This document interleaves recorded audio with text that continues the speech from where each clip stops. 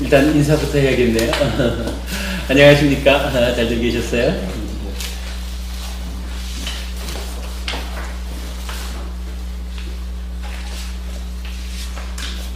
오랜만에 교재를 또 새로 편집을 했고요.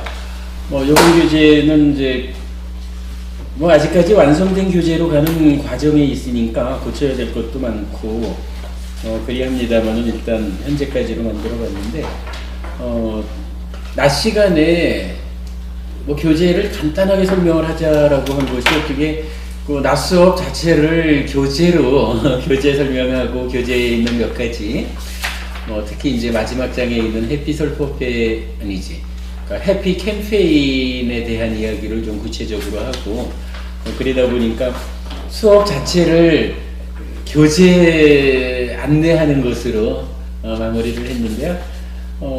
동영상 올려드릴 테니까 좀 참고하시면 우리 교재가 어떻게 구성되어 있는지 아실 수 있겠고요.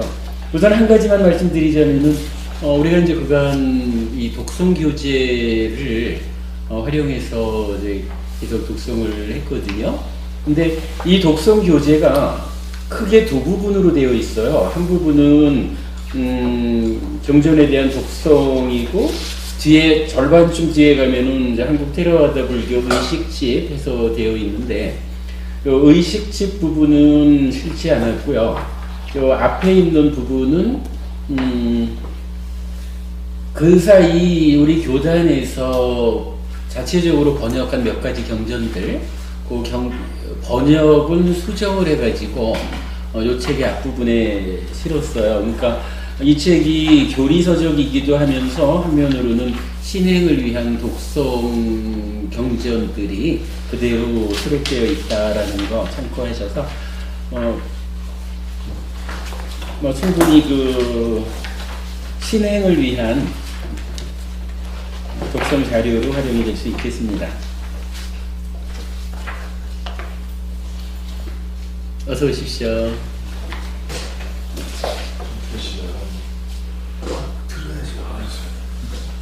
앉으십시오. 저기 저 교재 좀 드리시죠.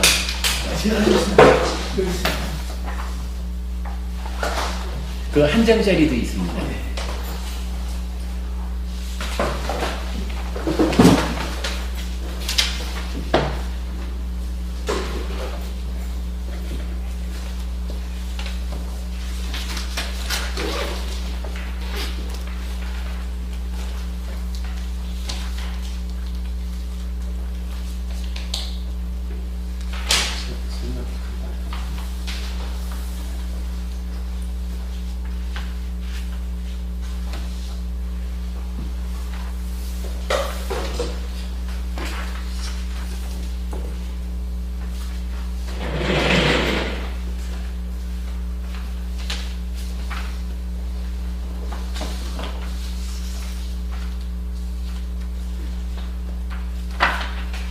교재를 편집하면서 그러한 그 신행을 위한 부분도 있고 그 부분을 넘어가면은 크게 보면 두 가지로 교재가 만들어졌는데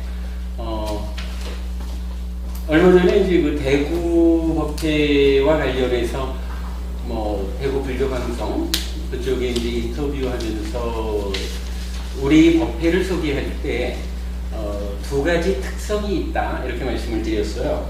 그래서 우리 법회의 특성을 말하자면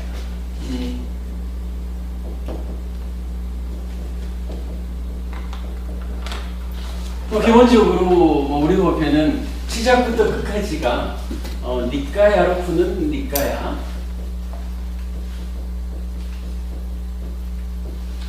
이 말을 빼놓을 수는 없죠. 니까야로 푸는 니까야를 기준해서 교재를 두 가지 특성에 의해서 편집을 했다. 할 때 첫 번째 편집은 기본기에 충실하고자 했습니다라고 했거든요. 기본기에 충실. 그리고 두 번째는 부처님 가르침의 진정에 접근하겠다.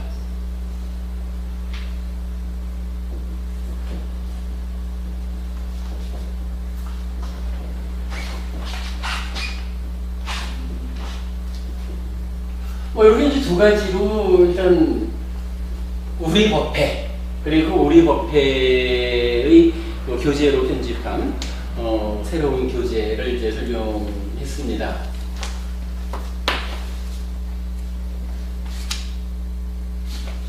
이랬을 때 이제 우리 기본기라고 하는 곳은 우리가 이제 5기 설법회의 전반기에 상당 부분의 비중을 가지고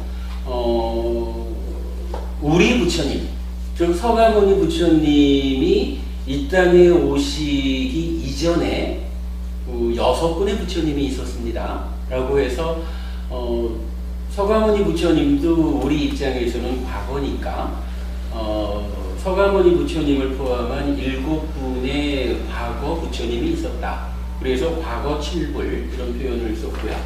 그 과거 7불이 동일한 깨달음에 의한 계보의 형성, 이런 말로서 이제 설명을 드렸었죠.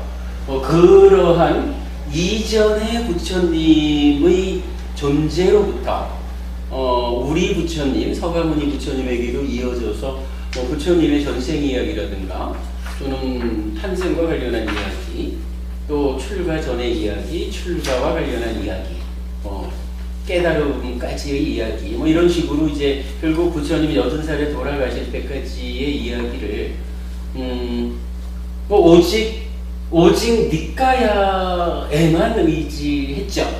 근데 이제 여기서 말하는 니까야가 사부 니까야만을 말하는 거죠. 그러니까 쿠타카 니까야에 포함되어 있는 불종성경이라든가 또는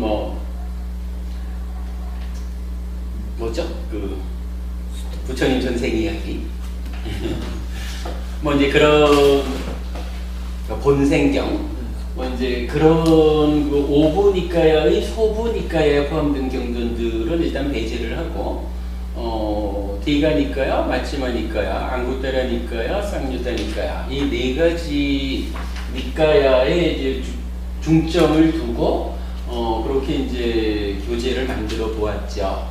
그렇게 해서 기본기로서 부처님의 이야기, 부처님에 대한 이야기를 기준으로 우리가 불교를 어떻게 알아야 할 것인가 하는 이야기를 기본기로 삼아서 설명을 드렸는데, 아마도 제가 이야기로는 부처님을 중심으로 불교를 이해하는 이런 기본기에 가장 충실한 법회가 우리 법회고, 이 교재가 그 내용을 가장 잘 정리하고 있다, 이렇게 생각이 됩니다. 시중에서 부처님 이야기가 여러 가지 책들로 나와 있죠. 부처님 일대기라고도 나올 거고, 팔상록해서도 나올 거고, 다양한 책들이 나와 있지만 그야말로 역사적으로 존재했던 우리 부처님과 그 이전에 교리적으로 나타나는 동일한 깨달음에 의해 형성되는 부처님의 계보, 요렇게만 해가지고 그야말로 있는 그대로의 모습을 정리했다, 이렇게 말할 수가 있을 것 같아요. 그냥 가장 충실하다, 이렇게 보겠고, 그리고 나면 이제 두 번째로 부처님 가르침이 진정에 접근하겠다라고 본 거죠. 부처님 가르침의 진정이라고 하는 것이 어디에서 찾아질 수 있느냐라고 보았을 때, 보편적으로는 아비담마, 주로 이제 아비담마 길라자리에서 이제 그 요약집이라고 해야 되겠죠. 그렇게 접근하는 분들도 많고, 또 지난 한 2600년 가까운 기간 동안에 선배 스님들이 주석하신, 어서 오십시오. 선배 스님의 주석을 말하니까 도문 스님이 탁 들어오시네요.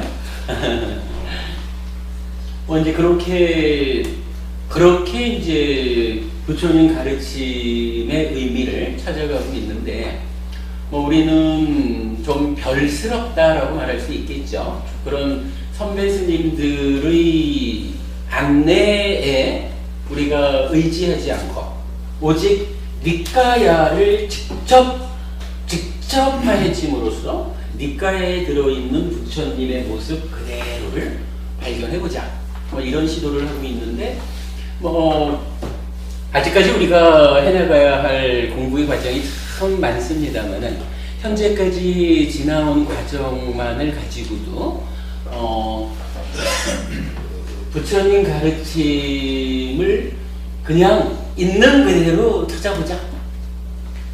선배 스님들이 혹시라도 경전에 대한 이해가 완전하지 못해서 우리에게 좀 잘못 안내된 부분이 있다면 이 잘못 안내된 부분까지도 오직 선배 스님의 안내이기 때문에 따라가면서 오류를 겪어야 한다면 이 부분은 선배 스님의 제자라기보다는 부처님의 제자이고자 하는 우리 입장에서는 타당하지 않다. 이런 부분에서 이제 니까야로 푸는 니까야 이렇게 주장을 하고 있고 그러한 접근이 진행되고 있는데 아무튼 현재까지 진행된 것만 해도 상당히 많은 부분 부처님 가르침의 진정을 찾아서 가고 있다. 이렇게 말씀드릴 수가 있겠습니다. 이렇게 우리 법회의 특성을 말했고 요 내용을 이제 다 묶어서 표현을 하자면 그저께 대구 법회를 하면서 우리 법회를 이렇게 정의 지었어요. 지난번에 제가 이제 버스를 타고 가는데 버스 안에서 어떤 분이 스님 짧은 시간이지만 한 말씀 좀 해주십시오. 이래 하셔서 제가 부처님은 욕심과 성냄과 어리석음에 묶여서 사는 삶에서 벗어나라고 하셨습니다. 욕심내지 않고 성내지 않고 어리석지 않은 삶을 구현해 나가는 것이 그대께서 행복해지는 방법입니다. 부처님은 이렇게 말씀하셨습니다. 이랬더니 이제 요 내용에 대해서 문제 삼지 않고 저한테 이렇게 말씀을 하셔요. 부처님 말씀 말고요. 스님 말씀을 좀 해주십시오. 이러더라고요. 그래서 제가 결정적으로 그렇게 말을 한 거죠. 그렇지 않습니다. 제가 출가자로서 살아가는데 출가자라 하면 스승이신 부처님에 대한 완전한 신뢰에 근거해가지고 부처님께서 알려주신 이 가르침이 내 삶의 진실이고 이 가르침에 의지해서 내 삶에 있는 문제로부터 내가 벗어난다. 문제를 해결한다. 라는 확실함을 가지고 살아가는 것이 출가자입니다. 그렇다면은 출가자가 스님이 가장 잘 말하는 방법은 내가 살아보니까 이렇습니다.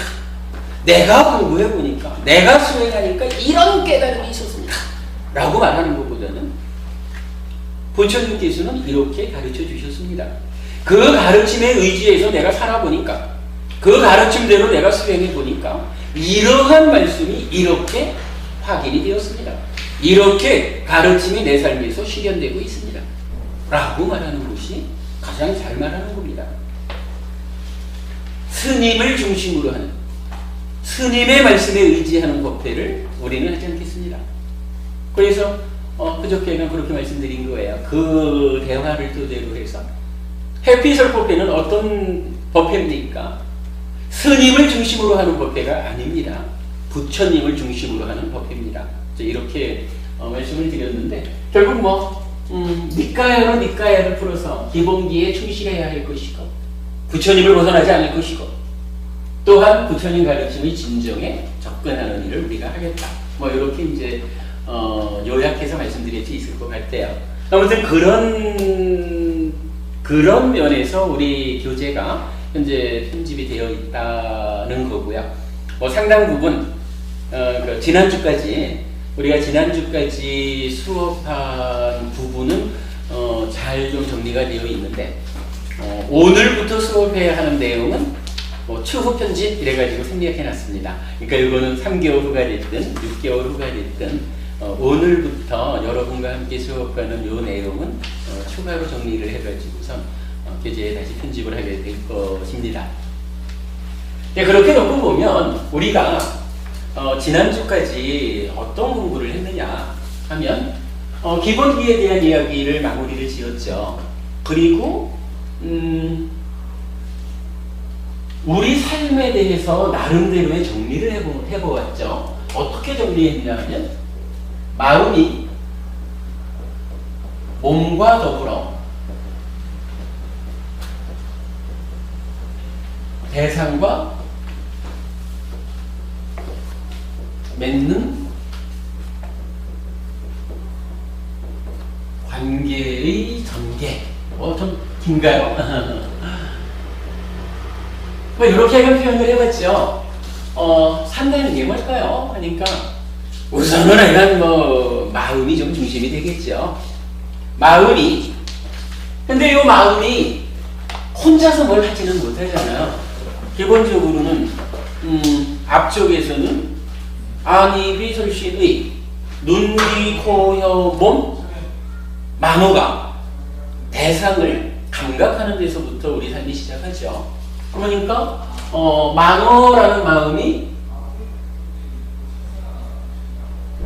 눈, 귀, 코, 혀, 몸이라는 몸과 더불어서 색성향 미촉 법이죠. 색성향 미촉 법이라고 하는 대상과 관계를 맺는데 1차적인 관계 맺음은 이렇죠. 만호가 눈을 지원해서 앞에 계신 문봉고부님을 감각했다, 보았다. 그래서 문봉고부님을 감각했다, 보았다라고 하는 1차적인 관계가 만들어지는 거죠. 그 관계에서는 분명히 만호가 눈을 통해서 문봉고부님이라고 하는 대상을 감각하는 것으로서 관계를 맺었죠. 근데 이 관계가 그 다음에 어떻게 진행이 되나요? 문봉고부님을 보았다. 문봉고부님은 내 마음 안에 기억되기로 이러이러하게 기억이 되어 있다. 그래서 지금 본 법부님과 내 안에 기억되어 있는 법부님에 대한 과거가 만나가지고 3, 4화 합촉 이렇게 말하는 거죠. 그러면 법부님을 만났다라고 하는 하나의 경험이 완성됐는데 이 경험이 즐겁다라고 알려지기도 하고 괴롭다라고 알려지기도 하고 괴롭지도 즐겁지도 않다라고 알려지기도 한다. 그래서 이 경험을 경험한 것이 느낌으로 알려진다. 느낌으로 드러난다. 이렇게 말을 했죠.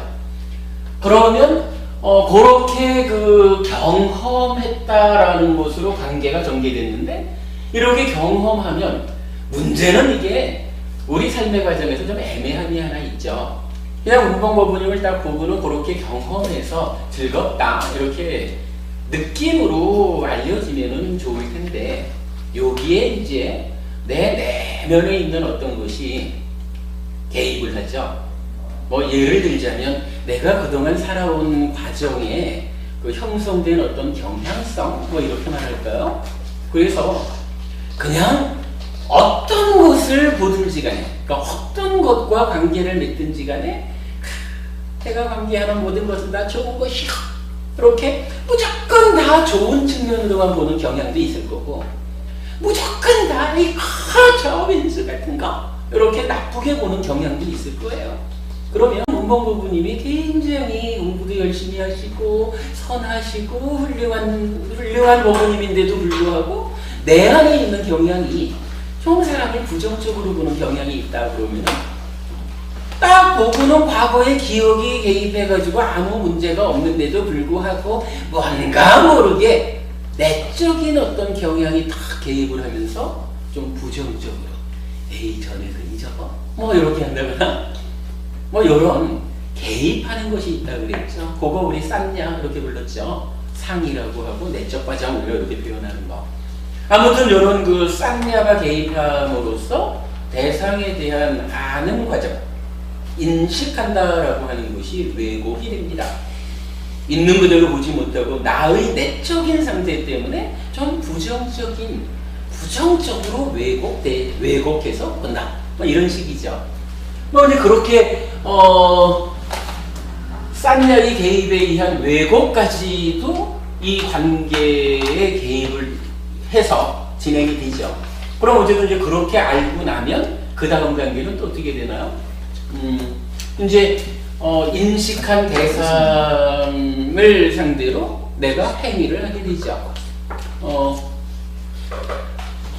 행위를 한다라고 하는 것이 결국은 그 문법고문임을 봤는데 그냥 좀 기분 좋음이 일어났는데 그 기분 좋은 일어남에 내 속에 내재한 어서 오십시오. 청년 물자가 오셨네. 어서 오셔요.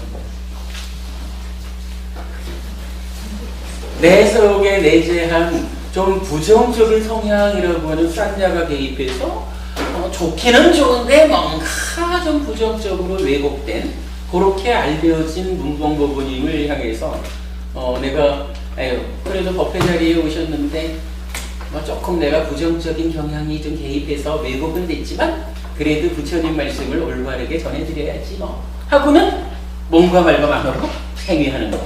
뭐 이렇게 이제 마음이 몸과 더불어서 대상하고 관계를 맺는데 그 관계가 이러한 과정을 거쳐가지고 전개가 되더라. 뭐 요게 우리가 사는 거다. 이렇게 표현을 한 거죠. 근데 이제 이러한 그 전개 과정이 뭐 자체적으로 특별한 문제가 원래는 없을 텐데 이것에서 좀 전에 말씀드린 그 나의 그 내면적인 어떤 경향성, 뭐 쌍냐, 요것이 그 탐진치라고 하는 그러니까 욕심과 성냄과 어리석음이라고 하는 그 마음의 오염원 이렇게 표현을 하죠. 내 마음을 오염시키는 어떤 것을 일어난다, 일으킨다라고 표현을 해요. 그러면 이제 그 몸과 더불어 가지고 대상과 관계를 맺는 요 마음이 이러는 탐진치에 오염이 되어 가지고 그 오염에 의한 행위가 괴로움을 만들더라. 이렇게 되는 거죠. 그래가지고 이제 우리가 살아가는 곳이 뭐 하여간 어떤 형태로든 괴롭다라고 하는 문제 상황이 생겨난 거예요. 아마도 괴로움이 뭔지를 잘 몰라가지고 뭐 엊그저께도 어떤 분이 그렇게 말씀을 하시대요. 나는 사실 괴롭지를 않아요. 괴롭다라는 걸 내가 모르겠어요. 괴로울 일이 있어야 괴롭지요. 이렇게 말씀을 하셔가지고 뭐 그럴 수도 있겠습니다만은 사실은 내가 느끼고 느끼지 못하고 간에 괴로움이 무엇인가를 바르게 정의해서 보면 우리 삶이 그냥 꼬집어서 아파 이것만이 괴로움이 아니고 내 삶에서 그건 만족하지 못함이라는 거 어떤 형태로든 내가 바라는 대로 다 성취되지 않는 이런 불만족 상태를 뭐 표현하자면 행복 뭐 이렇게 말하고 또한 이제 그러한 상태가 유지되지 못하는 데서 오는 뭐 어떤 변화에 기인한 그 뭐죠? 괴고성 이렇게 말하는 이러한 그 괴로움을 좀 잘 정의해서 내 삶과 비교를 해보면 어쩌면 법우님도 느끼지 못하는 괴로움이 보일 수가 있습니다. 글쎄 이게 뭐 법우님이라고 해서 근본적으로는 세월이 가는데 늙지 않을 재간이 없을 거고요. 법우님이라고 해서 살아가는 동안에 병들지 않을 수 없을 거고요.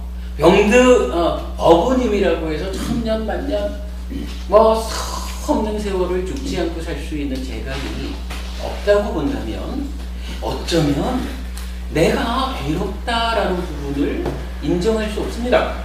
나는 오직 즐거움 가운데 살아갑니다.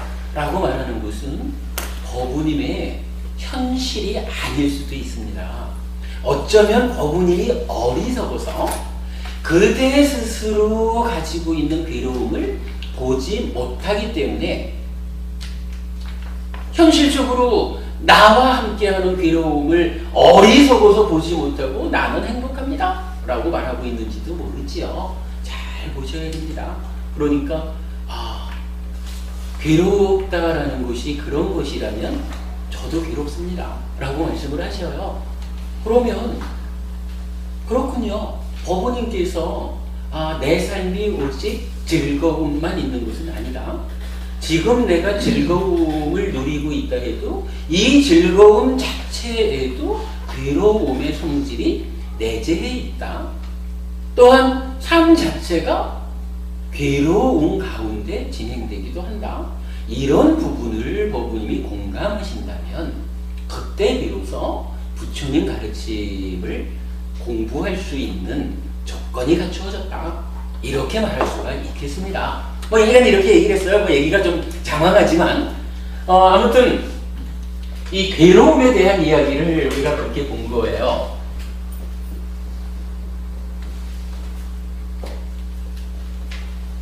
괴로움에 대한 이야기가 정의 된다면 나도 괴로움 가운데 살아가는구나. 나라는 존재도 괴로움을 내재하고 있는 존재구나 라고 알았다면 그때 우리가 해야 되는 일이 하나 있습니다. 그것은 무엇인가요? 괴로움을 소멸하는 일. 괴로움을 소멸하는 일. 이걸 뭐라고 하나요? 우리가 보통 쓰는 말로는 행복이다 이렇게 말하죠. 행복에 대해서는 우리가 좀 바르게 볼 필요가 있어요. 누구나 다 행복이라는 말을 좋아하지만 행복이 뭡니까? 라고 물으면 우리 청년불자 희철법부님 어때요? 행복이 뭐예요? 우리 지난번 조계사에서 한번 얘기하지 않았나? 기억이 없습니다. 그런가요? 행복이라는 게 마치 하늘에 별 따오는 식으로 저기에 요런 것이 행복입니다. 나 가져가면 그대가 행복해집니다. 요런 게 아니라는 거예요. 부처님이 보는 행복이라는 것은 내가 괴로운데 요 괴로움을 제거해서 괴롭지 않아지는 거, 괴롭지 않은 상태가 그냥 행복하다 이렇게 말하는 거예요. 그러니까 괴로움이라는 것의 반대 개념을 좀 전에도 우리가 경험이 즐겁다라고도 나타나고 괴롭다라고도 나타나고 괴롭지도 즐겁지도 않다라고도 나타납니다. 이렇게 말을 했지만 괴로움에 대한 반대 개념이 락이에요. 즐거움이라. 그런데 이 즐거움을 행복이라고 말하는 거거든요. 그러면 이만한 공간이 있다. 그런데 이 공간이 괴롭다라고 하는 상태로 가득 차 있다. 그러면 행복이라는 것은 뭐냐 하면 내가 어떠한 형태로든 노력을 해가지고 요만큼을 잘랐어. 요만큼을 잘라서 여기는 괴롭지 불고 괴롭지 않은 상태가 되었다. 이렇게 된다면 어떤 노력이든지 괴로움을 조금 밀쳐냈다면 괴롭지 않다라고 하는 요 상태가 뭐냐 하면 고의 상대 개념인 락 이렇게 말을 하는 거예요. 괴로움은 요거고 괴롭지 않으면 즐거움은 요거고 따로 있는 게 아니라 그냥 괴로움 가운데에서 괴로움을 좀 밀쳐내서 괴롭지 않아진 거, 그게 락이야. 그리고 이 락을 우리는 행복이다 이렇게 부르는 거거든요. 그러니까 괴롭다, 내 삶이 사실은 이렇게 괴로움으로 가득한 삶이었구나 라고 보면 이제부터 우리가 해야 되는 일이라는 것은 이제 괴로움을 상대로 신겨루기를 한번 하는 거예요. 밀어가는 거죠.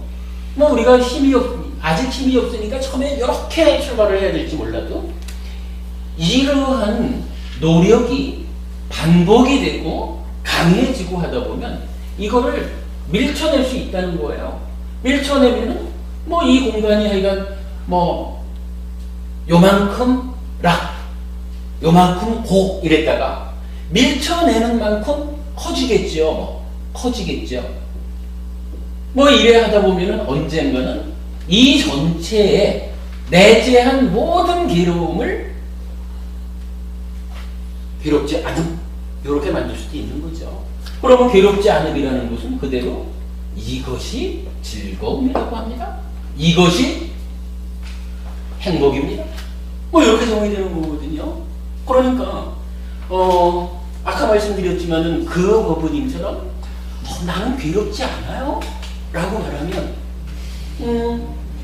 괴롭지 않다라고 말하는 그 순간 어떤 것을 잃어버리느냐 하면 내가 괴롭다라고 보았기 때문에 이제부터 노력해가지고 밀쳐내겠다라고 하는 요런 해야 될 일의 근거를 놓쳐버리는 거예요. 그래서 부처님은 우리 뭐 가장 많이 하는 얘기죠. 나는 오직 고와 고멸을 말할 뿐이다. 이렇게 말씀하시는 거죠. 왜 부처님이 괴로움에 대한 이야기를 커트로 강조하시느냐 하면 괴로움을 보아야 이 괴로움을 밀쳐내고 그 자리를 행복으로 바꿔나갈 수 있다. 뭐 채운다, 행복으로 채운다라는 말도 같을 수가 있겠죠. 근데 이게 행복을 갖다 넣어서 채우는 게 아니라 괴로움을 밀쳐내면 괴로움이 줄어드는 그 빈 공간의 상태를 고멸, 행복이라고 우리는 말한다 하는 내용이죠. 요렇게 이제 그 고와 락의 개념을 좀 이해할 필요가 있을 것 같아요.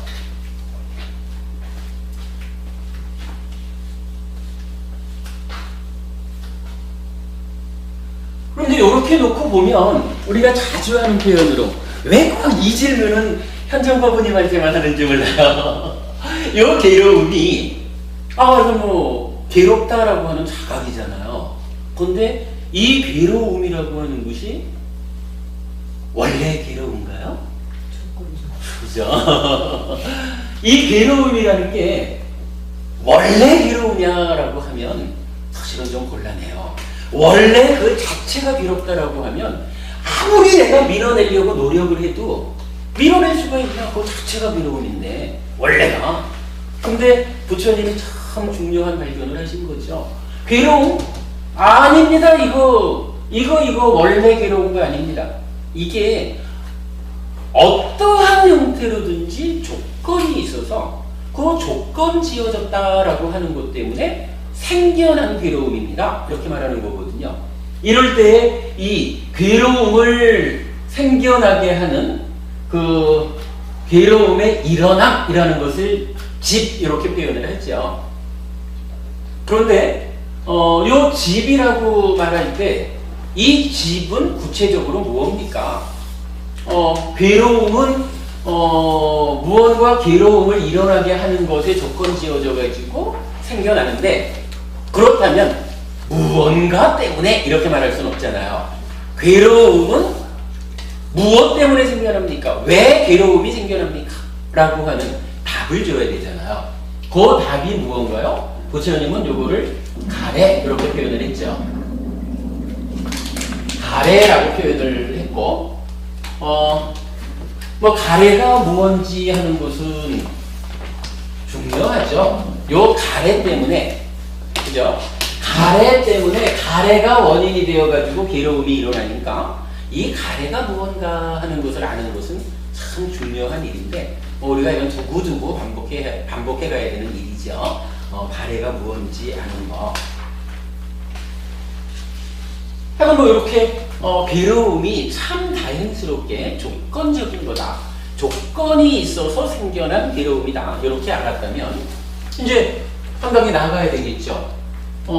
우리가 가고자 하는 이제 요 행복이라고 하는 목적지, 그죠? 요게 목적지고 우리가 어떤 노력을 했을 때 성취하는 결과고 이러겠죠. 요러한 고멸, 행복이라고 하는 요것은 무엇일까? 라고 보니까 부처님은 요걸 이렇게 말하는 거죠. 방금 우리가 이제 그려본 대로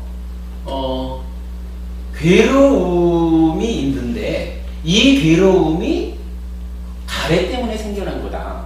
그런데 이 괴로움을 우리가 밀쳐내는 노력을 하자라고 해보니까 이 노력이 어떤 형태로 가해져야 하느냐 하면 생겨난 결과물인 괴로움, 요 괴로움을 놓고 이 괴로움을 밀쳐내자라고 하니까 이게 안 되더라는 거예요. 뭐 괴로움 자체가 이미 일어나 있는 상태니까 일어나 있는 이 괴로움이 내가 좀 지켜주라라고 요구해도 사라지지 않는다는 거죠. 부처님이 발견한 방법이 있는 거죠. 부처님은 괴로움이 원래 있는 것이 아니라 조건 지어진 겁니다 라고 알았잖아요. 그 조건이 가래라고 하는 겁니다. 그러니까 결과로 생겨난 괴로움을 밀쳐내고자 노력하는 것이 아니라 부처님은 괴로움을 일어나게 하는 이 가래, 이 조건을 깨는 노력을 합니다 라고 말하는 거고, 부처님께서 실제로 이 조건이 되는 가래라는 것을 가래를 깨트려서 없애는, 가래를 제거하는 노력을 해보니까 가래를 제거하면 조건이 제거되었기 때문에 결과인 괴로움이 일어나지 못합니다. 조건이 제거되었기 때문에 결과인 괴로움이 소멸합니다. 요런 그러니까 노력에 의한 결과로서의 고멸, 괴로움이 소멸된 락, 행복, 요러한 상태가 생겨납니다. 이렇게 말하는 거죠. 그래서 부처님은 고멸이라는 상태를 그렇게 정의를 해요. 괴로움을 일으키는 가래가 완전히 제거되면 그 상태가 괴로움이 소멸된 상태입니다. 이렇게 말씀을 하시는 거예요. 그리고는 이제 부처님이 그 말씀을 하시죠. 여러분, 나는 괴로움을 소멸했습니다. 괴로움이 소멸된 이러한 자리가 여러분 잘 모르지요? 있습니다. 내가 확인했습니다. 나는 여기 왔습니다. 이렇게 말하는 거거든요. 그리고는 다시 말하죠. 이제 부처님은 어떻게 말하는지 이제는 우리가 또 질문을 해야 될 순서가 있죠. 괴로움은 가래라는 곳에 조건이 지어져서 생겨났는데, 그렇다면 조건이 되는, 원인이 되는 가래를 제거한 상태, 그래서 괴로움이 일어나지 못한, 괴로움이 완전히 밀쳐져 버린 이러한 괴로움의 상태, 요것은 원래 있는가요? 현정법은 원래 있나요? 이것도 사실은 조건 지어져 있다 하는 거죠. 부처님은 이렇게 말하는 거예요. 괴로움이라는 거가 어쨌거나 우리가 좀 벗어나고 싶은 왼수 같은 놈이잖아요.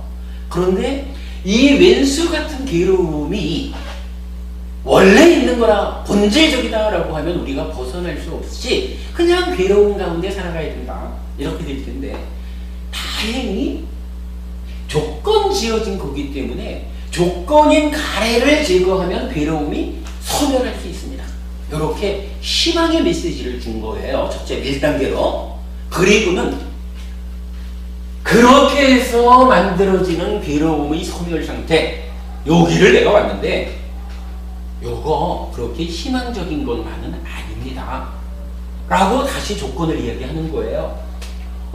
여기선 어떤 조건이냐 하면 그냥 괴로움이 조건 지어졌기 때문에 라는 희망의 메시지와는 정반대로 이제는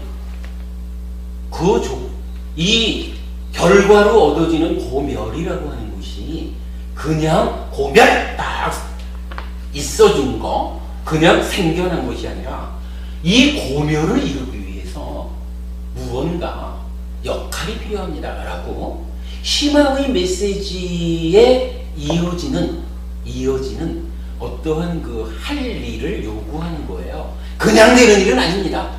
여러분, 이거 그냥 되는 거 아니고 내가 이 자리를 확인했는데, 지령했는데, 내가 왔는데 요거 방법을 제가 요거 그냥 되는 건 아닙니다. 그럼 그러나 제가 방법은 일러드릴 수 있습니다. 부처님 이렇게 말씀하시는 거죠. 그리고 그 방법을 이제 경에서는 이렇게 말하죠.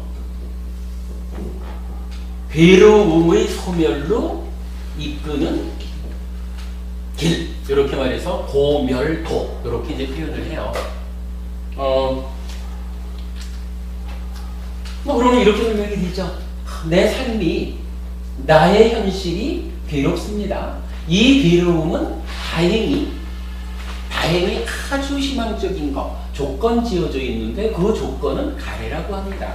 그런데 이 가래를 소멸시켜 보니까 괴로움이 밀려가지고 생겨나지 않는 상태가 실제로 있습니다. 괴로움이 소멸된 상태를 제가 확인했습니다.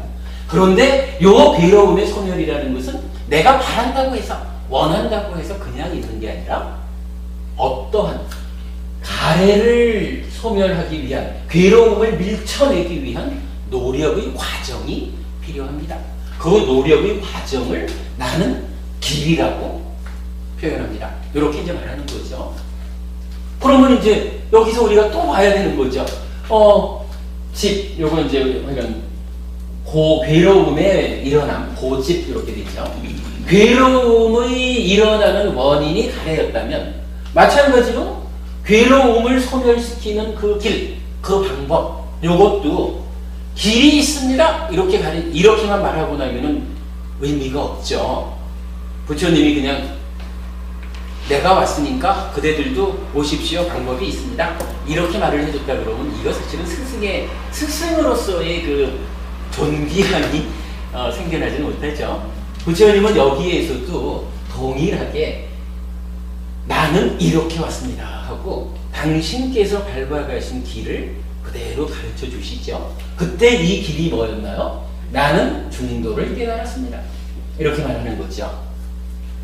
중도를 깨달았는데 이 중도는 팔정도입니다. 이렇게 말하죠. 이제 이렇게까지 말을 하면 여기에서 우리가 우리 법회가 가지는 특성, 기본기에 충실하고 부처님 가르침이 진정에 접근한다 중에 기본기는 부처님의 삶을 조명하는 가운데 우리가 충분히 기본기를 살펴보았다면 이제 부처님 가르침이 진정에 접근하자라고 할 때 이 부처님 가르침의 진정을 대표하는 교리가 출현하는 거죠. 부처님 가르침의 진정은 어디에 있느냐라고 할 때 뭐니 해도 부처님 가르침은 고라고 불리는 거 한 가지. 고를 자각한다. 괴로움에 대한 성스러운 진리가 있습니다. 라는 거고, 괴로움을 일어나게 하는 괴로움의 일어남에 대한 성스러운 진리가 있습니다. 라고 하고, 괴로움이 소멸된 상태, 괴로움의 소멸에 대한 성스러운 진리가 있습니다.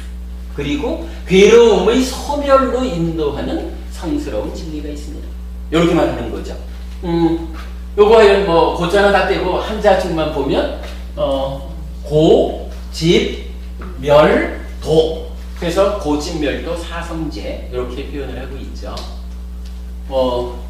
어쨌든 우리가 즐겨 쓰는 표현으로 코끼리 발자국의 비유에 관한 경 이런 데서는 이렇게 말을 하죠. 여러 짐승들이 앞에 걸어가도 뒤에 이따만한 코끼리가 한 마리 쿵쿵쿵쿵 걸어가면 앞에 간 모든 짐승들의 발자국이 코끼리 발자국 안에 포섭됩니다.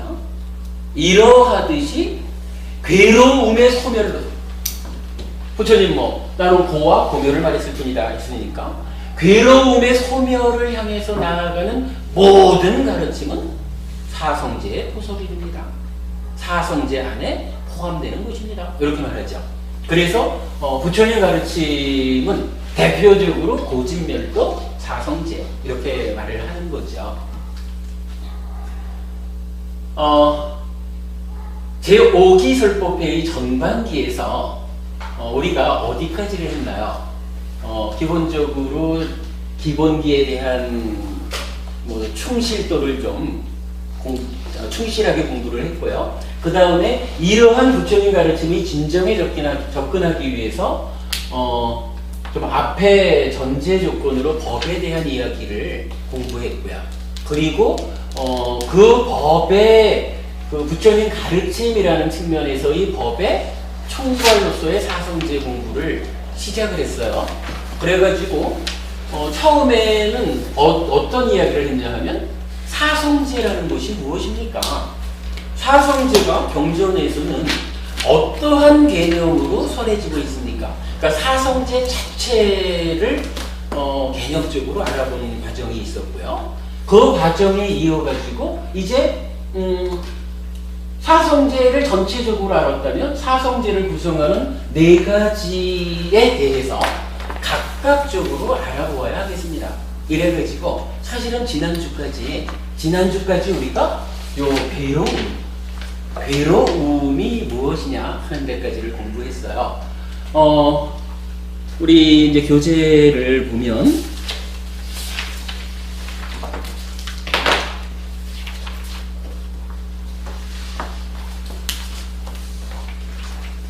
자, 교재 6페이지를 한번 보실까요?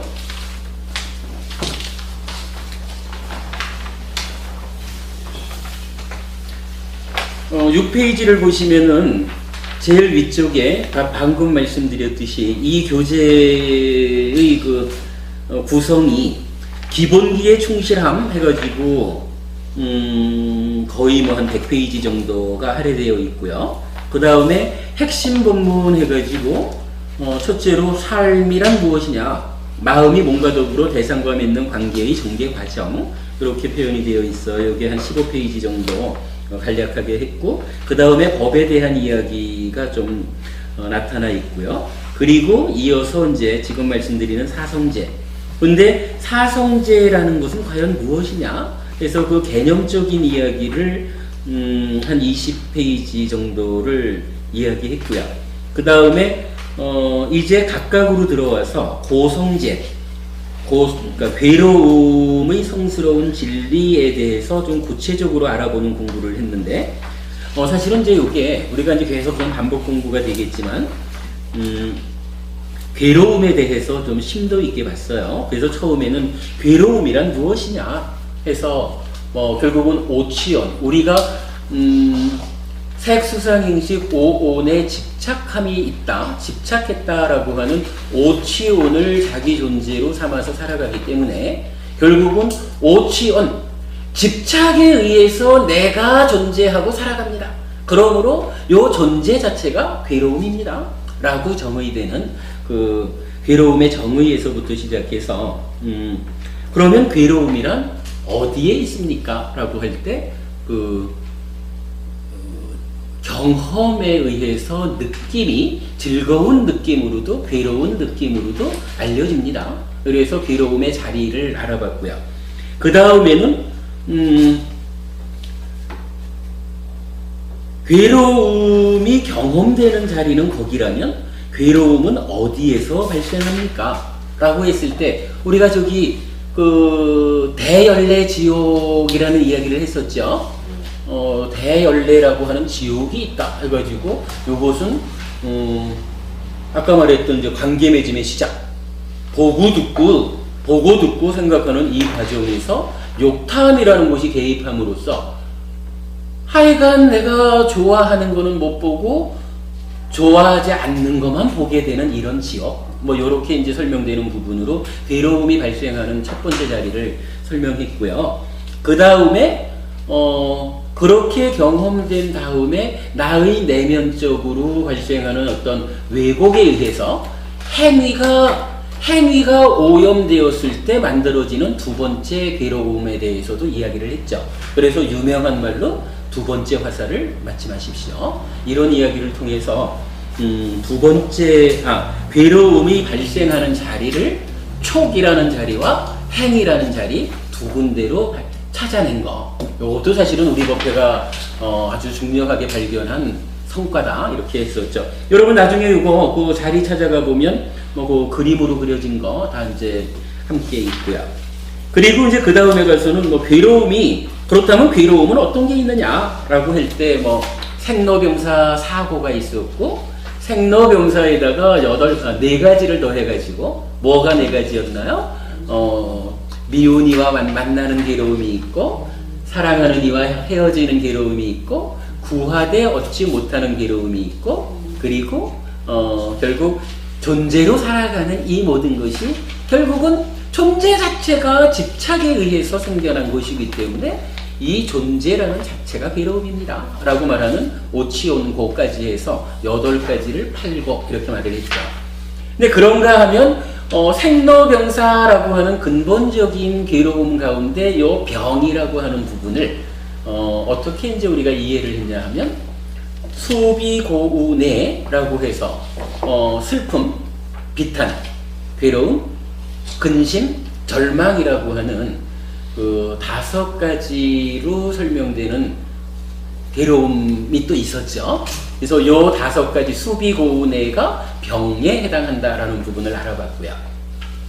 그런가 하면 지난주에 우리가 그걸 했죠. 저 괴로움 덩어리 큰 경과 작은 경 이거를 통해 가지고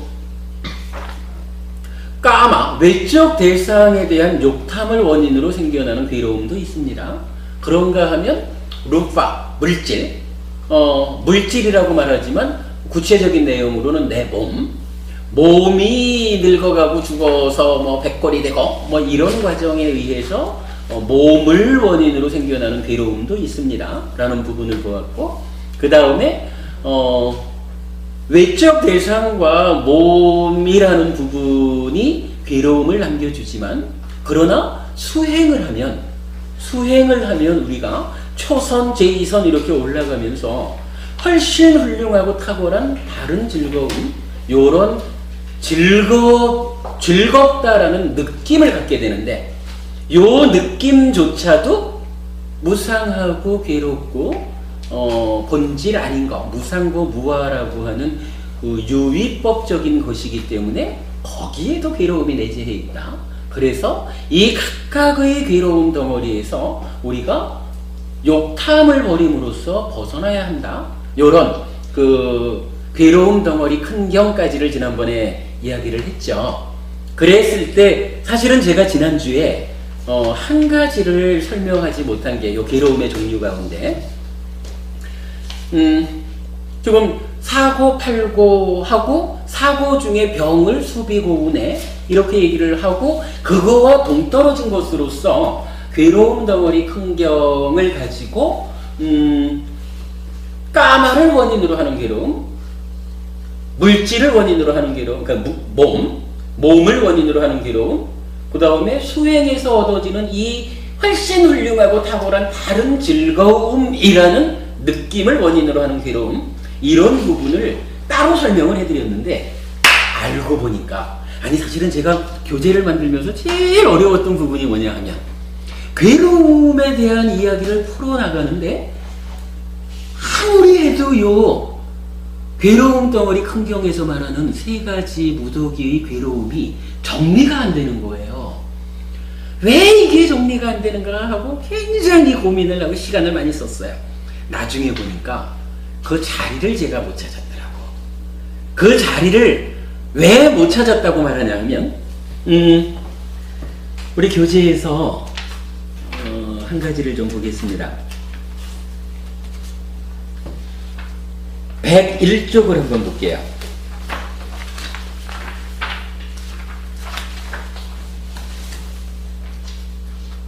아니다. 101쪽이 아니라 96쪽.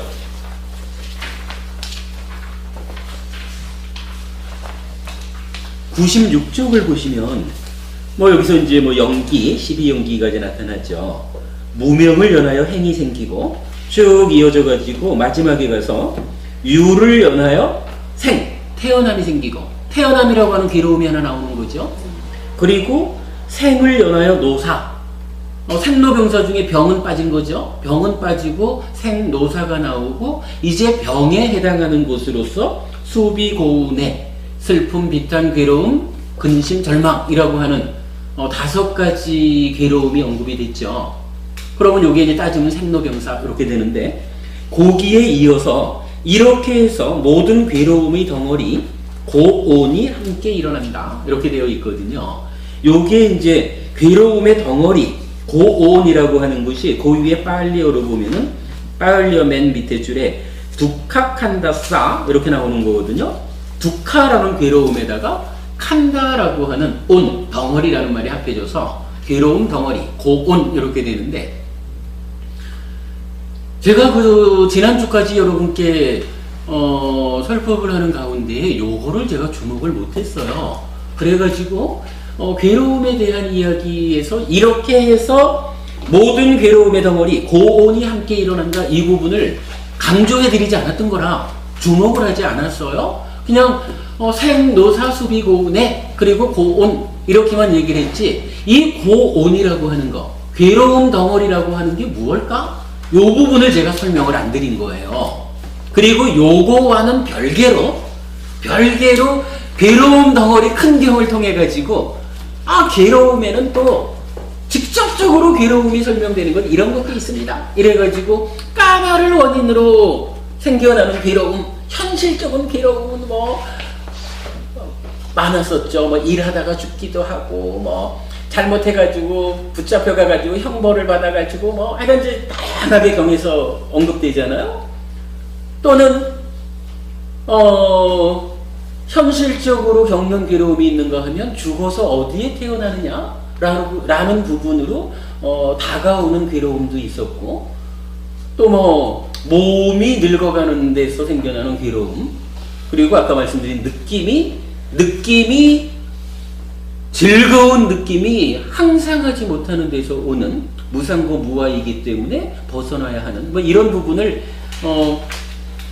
전혀 별개의 내용으로 설명을 해드렸는데, 이거를 교재를 만드는 가운데서 아무리 해도 안 풀리는 이유가 결국은 거기 있더라고요. 지금 12연기에서 보면 괴로움을 말하면서 생, 노사, 수비, 고운해, 그리고 두카칸다싸 해가지고 괴로움 덩어리가 일어난다 이렇게 표현을 하거든요.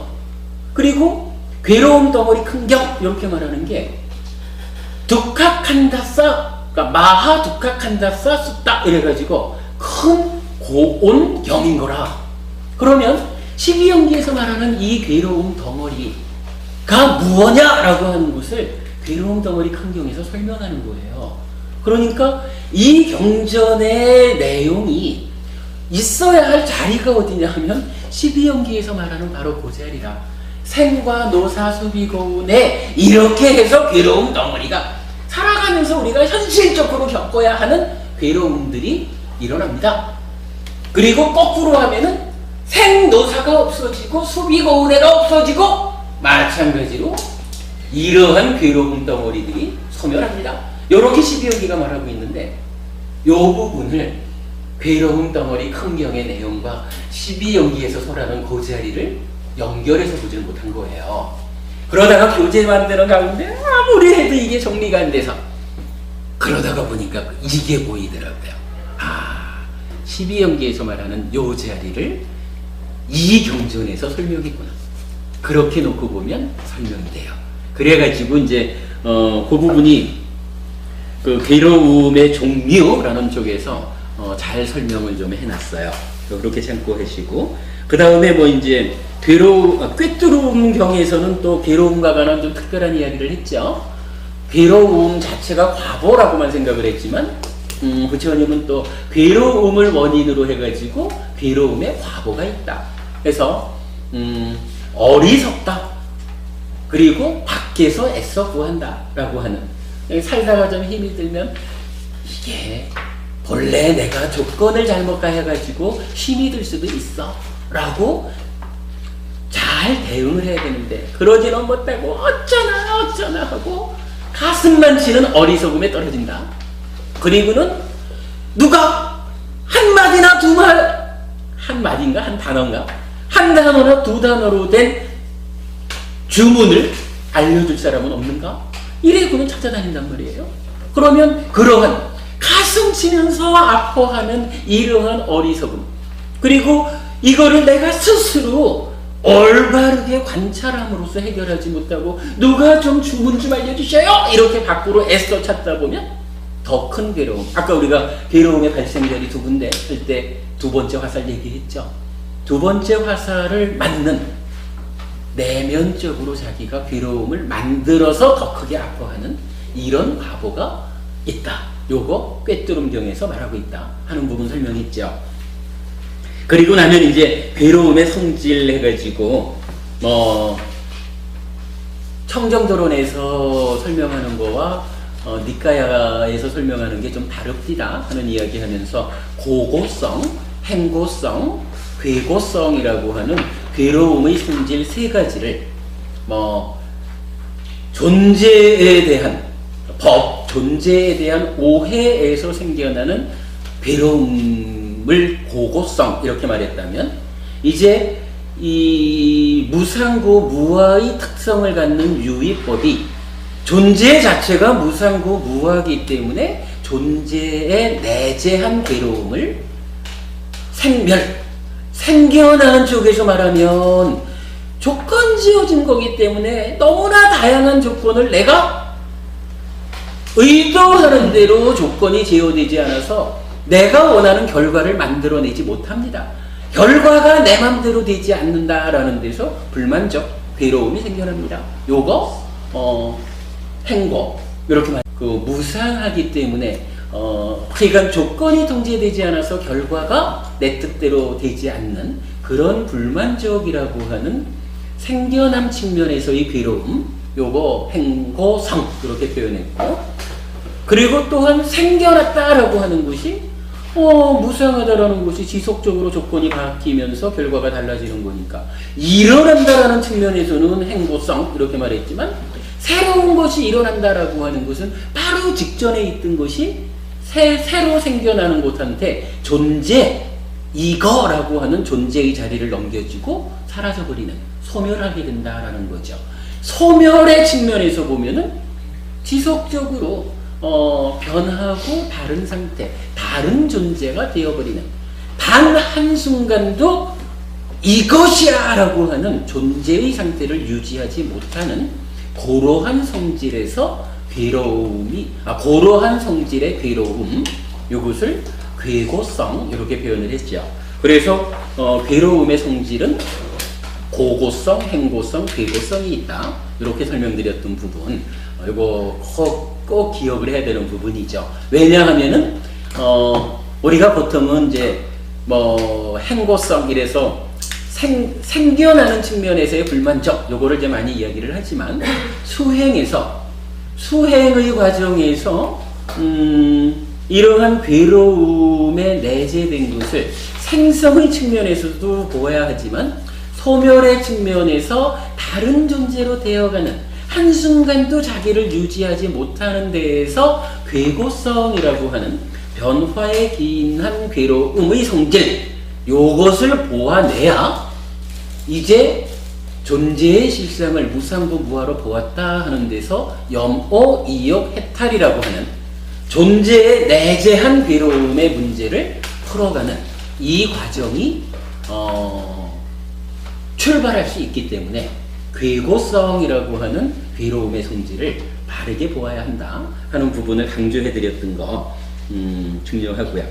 그리고 나면 이제 하여간 그 다음에 좀 전에 말씀드렸던 괴로움의 다발에 대한 큰경, 이 부분을 이게 하여간 자리는 찾았어도 정리가 힘들어서 경전 두 개를 거의 그냥 요약해가지고 넣어놨어요. 그러니까 여러분들 보시면은 괴로움에 대한 이야기가 지난 몇 주간에 걸쳐서 공부한 것이 나름대로 잘 자리 잡아서 정리되어 있다 이렇게 보실 수가 있고, 그 다음에 이제 7페이지 맨 위에 보면은 고집성제, 고멸성제, 고멸도성제 이렇게 제목만 적어놓고 페이지도 안 적어놓고 그냥 위에 남겨놓은 게 있어요. 요거 왜 그러냐 하면 요 내용을 아직까지 5기 설법회에서 진행하지 않았기 때문에 그래서 오늘부터 이제 이 내용을 진행해가지고 3개월 후가 됐든 6개월 후가 됐든 새로이 교재를 편집할 때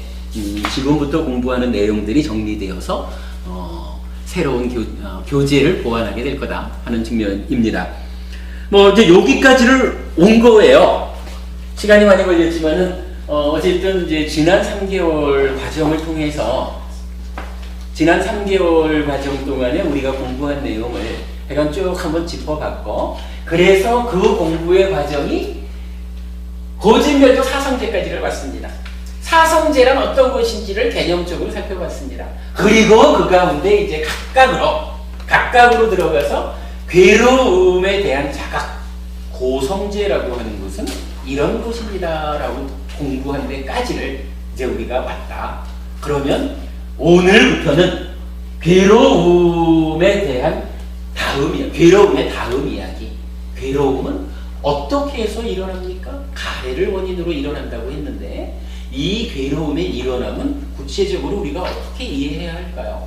아니면 괴로움이 소멸된 이 자리는 어떻게 이해해야 될 거고, 괴로움의 소멸로 나아가는 중도, 곧 팔정도, 괴로움의 소멸로 나아가는 이 진리는 어떻게 우리가 공부해야 하겠습니까? 하는 공부를 앞으로 3개월 동안 요 주제를 중심으로 할 것이다 라고 라는 작업에서 계획을 말씀드린 겁니다. 굉장히 어렵네요. 굉장히 어려운 가운데 하여간 우리가 현재까지 해온 이야기, 그리고 앞으로 해야 될 이야기까지를 이제 설명드렸습니다. 자, 그리고 나면 이제부터 조금 이야기를 해보겠습니다.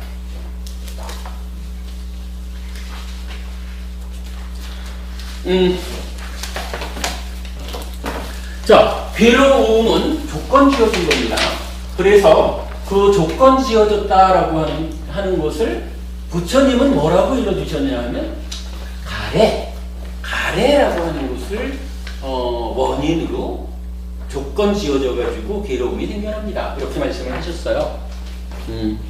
그렇다면 이제 이 괴로움의 원인이 되는 가래와 관련한 이야기를 조금 하면, 이제 부처님 가르침이 진정으로 접근하는 작업이 2단계로 진행이 될 것이다 이런 얘기죠. 자, 가래가 원인이 되는데 여기서도 우리가 하나를 좀 주목했죠. 현정법원님 또 여쭤봐요. 가래가 있으면, 가래가 원인이니까 가래 하면은 바로 괴로워 이렇게 되나요?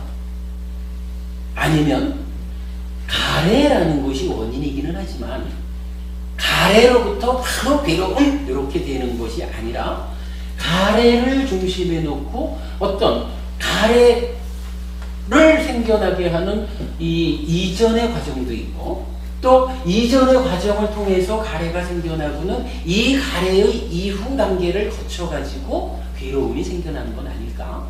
따지자면은 괴로움을 전후로 어떠한 과정이 있어가지고 그 과정의 결과로 괴로움이 생겨나는 건 아닐까? 뭐 이런 측면을 우리가 주목했죠. 사실 부처님이 공부를 하다 보면 참 허점이 없잖아요. 만약에 부처님이 가래를 원인으로 괴로움이 생겨나니까 가래를 제거하는 팔정도로 가래를 제거하십시오, 이렇게만 말했다 그러면 우리가 공부하기가 참 어려울 거예요. 근데 부처님은 가래가 원인이다 라고 하면서도 이 가래를 전후한 어떤 과정을 설명함으로써 이러한 과정에 의해서 결과로 괴로움이 생겨난다, 이렇게 설명을 하시거든요. 간단하게 한번 볼까요? 자, 가래도 약간 괴로움도 조건 지어진 건데 가래라고 조건 지어지지 않겠어요. 가래도 약간 무언가 조건에 의해서 선행되는 어떤 단계를 거쳐가지고 생겨났다, 이렇게 봐야 되겠죠. 가래는 무엇을 조건으로 생기죠? 탐진치. 중요한 말씀이죠. 그런데 일단 탐진치 얘기는 조금 이따 하고요.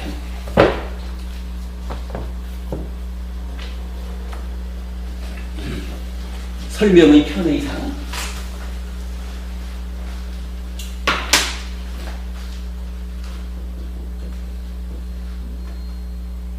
가래가 있어요. 요 가래를 뭐 우리가 좀 전에도 본 거지만은 부처님은 기본적으로는 이렇게 말을 하죠.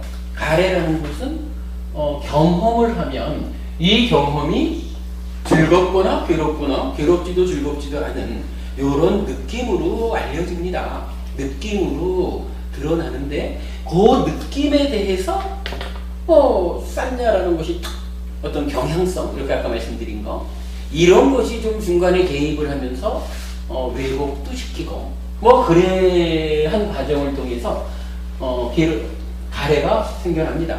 어쨌든 가래는 부처님 말씀에 의하면 수라고 불리는 거, 경험, 느낌 이렇게 우리가 이제 이해하는 거죠. 이런 수를 조건으로 가래가 생깁니다. 이렇게 말씀을 하셔요. 마찬가지 가래 또한 원래 있는 건 아니겠죠. 수 또한 원래 있는 건 아니라 무엇인가의 조건이 지어져서 이러한 조건이 있기 때문에 대상을 경험합니다. 그리고 느낌이 알려집니다. 이렇게 말할 거거든요. 부처님은 이 자리를 촉이죠. 촉 이렇게 이제 말을 하셔요. 이 촉은 뭐 개념적으로만 말하면은 삼사화합 이러죠. 삼사화합 촉이다. 그래서 세 가지가 만나는 것이 촉이다. 이렇게 이제 표현을 하는데 지금 그 얘기를 다 설명하기는 좀 어렵죠. 그러니까 좀 뒤에 공부하기로 하고 그런데 우리가 요 삼사가 화합한다라는 것이 구체적으로 어떤 의미를 갖습니까? 라고 알아봤을 때 좀 전에 제가 문봉고부님 하면서 문봉고부님에 대한 기억이 이렇게 이제 말씀을 드렸지만 현재와 과거가 만나는 거 이렇게 이제 현재와 과거의 만남 요런 내용이 구체적으로 촉이라는 것이다. 이렇게 이제 설명을 했고요. 그렇다면 뭐 이제 다 조건 지어졌는데 촉이라고 해서 조건 지어지지 않을까? 촉도 조건 지어 있죠.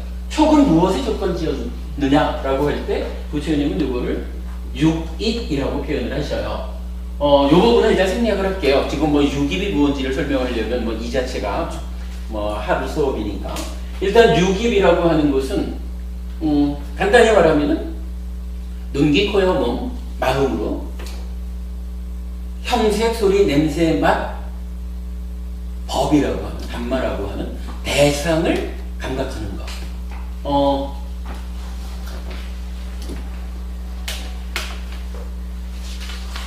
눈, 귀, 코, 여, 몸, 마음으로 형색, 소리, 냄새, 맛, 법이라는 요 6가지 감각 주관이 6가지 감각 대상을 감각하는 거죠. 감각작용이라. 감각작용에 의하면 눈의 마음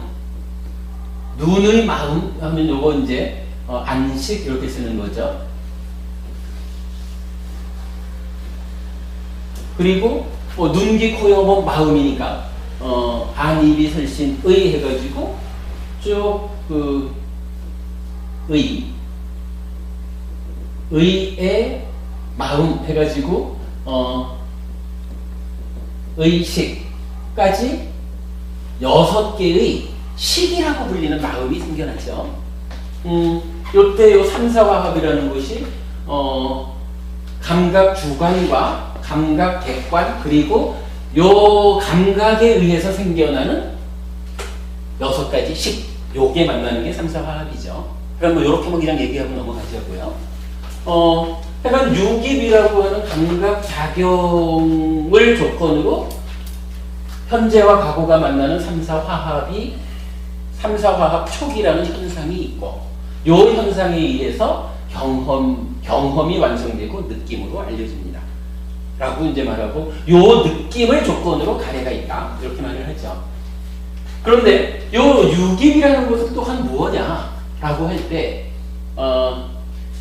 경전적으로 설명을 하자면 이런 게 있어요. 명색이라고 해가지고 물질의 정신적인 것이 함께하는 것. 그러니까 물질이라는 것이 물질 자체로 있는 것이 아니라 요 물질에 대해서 내가 수상사 이렇게 말해가지고 물질을 경험하고 행위하고 뭐 이런, 그러니까 하나의 물질을 대상으로 내 안에서 어떤 정신적 현상이 작용을 했을 때 이것이 내 삶의 일부로 자리하게 된다. 뭐 이런 거예요. 뒤에도 공부하자고요. 요 명색이라는 것이 있고, 근데 요 명색이 우리 삶의 문제로 말하면 이게 몸을 말해요. 그리고 몸이 있으면, 여러분 이건 뭐 당연하죠. 몸만 가지고 나라고 하지 못하고 마음만 가지고 나라 하지 못하고 몸과 마음이 합해질 때 내가 되는 거거든요. 몸이 있으면 마음이 있어야 되겠죠. 요 마음을 식 이렇게 쓰거든요. 그리고 그렇다면 여기서 우리가 주목해야 될 것은 마음은 식이고 몸은 명색이니까 요 명색과 식이 경에서는 요거를 서로 조건 지어져 있다 이렇게 말하죠. 서로 조건 지어져 있는 몸이 있다, 명색이 있다 하면 식이 함께 있어야만 되고, 식이 있다라고 하면 명색이 함께 있어야만 되는 이런 관계죠. 요렇게 서로 조건이 되어서 그 관계하고 있는 요 명색과 식 요거를 합할 때 우리가 이제 뭐 이건 설명이 필요한 이야기지만 요거를 오치원이라 하고 요거를 나 이렇게 말하는 거죠. 경전에서 말하기를 자기 존재 하는데 자기 존재가 무엇입니까? 라고 하면 부처님께서는 오치온이 자기 존재라고 말씀하셨습니다. 이렇게 정의해 주는 거죠. 뭐 이렇게 이제 이런 식과 명색이라고 하는 서로 조건되는 것 합해서 말하면 오치온, 즉 나라고 불리는 나의 삶이 있는 거예요. 요 나의 삶이 있을 때 경전에서 보면은 유깁이 오치온과 같은 것으로 설명이 돼요. 같은 것이라는 의미는 뭐냐 하면 나라는 존재는 색수상행식 오온에 집착한 상태로 그 덩어리질 상태로 내가 있는데 이 나라고 하는 것이 사실 의미가 있느냐 하면 어찌 보면요, 나라고 하는 존재, 내가 산다라고 하는 것은 사실은 과거는 이미 가버리기서 없는 거고 미래는 아직 오지 않아서 없잖아요. 내가 나로서 존재한다라고 하는 것은 사실은 지금 이 순간밖에 없는 거거든요.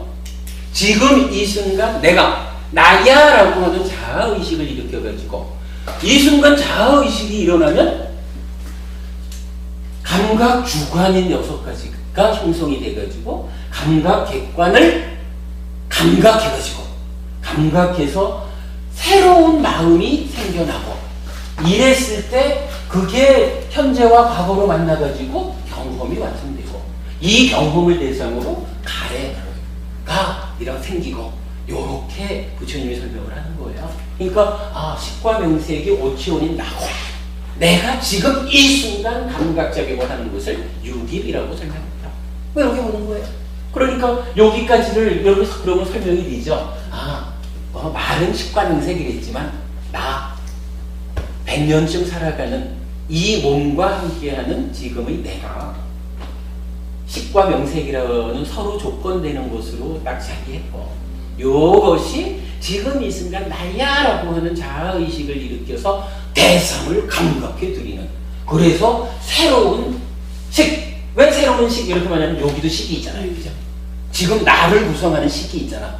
근데 여기서도 똑같은 식이 나왔잖아, 그죠? 그러니까 요거는 덩어리진 어떤 식이라면 요 식은 지금 이 순간 내가 대상을 감각해서 대상에 대한 알므로 새로 생겨난 식, 새로 생겨난 마음, 이렇게 이해해야 되죠.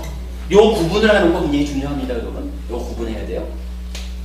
약간 그래가지고서 이제 가래까지를 온 거예요. 그런데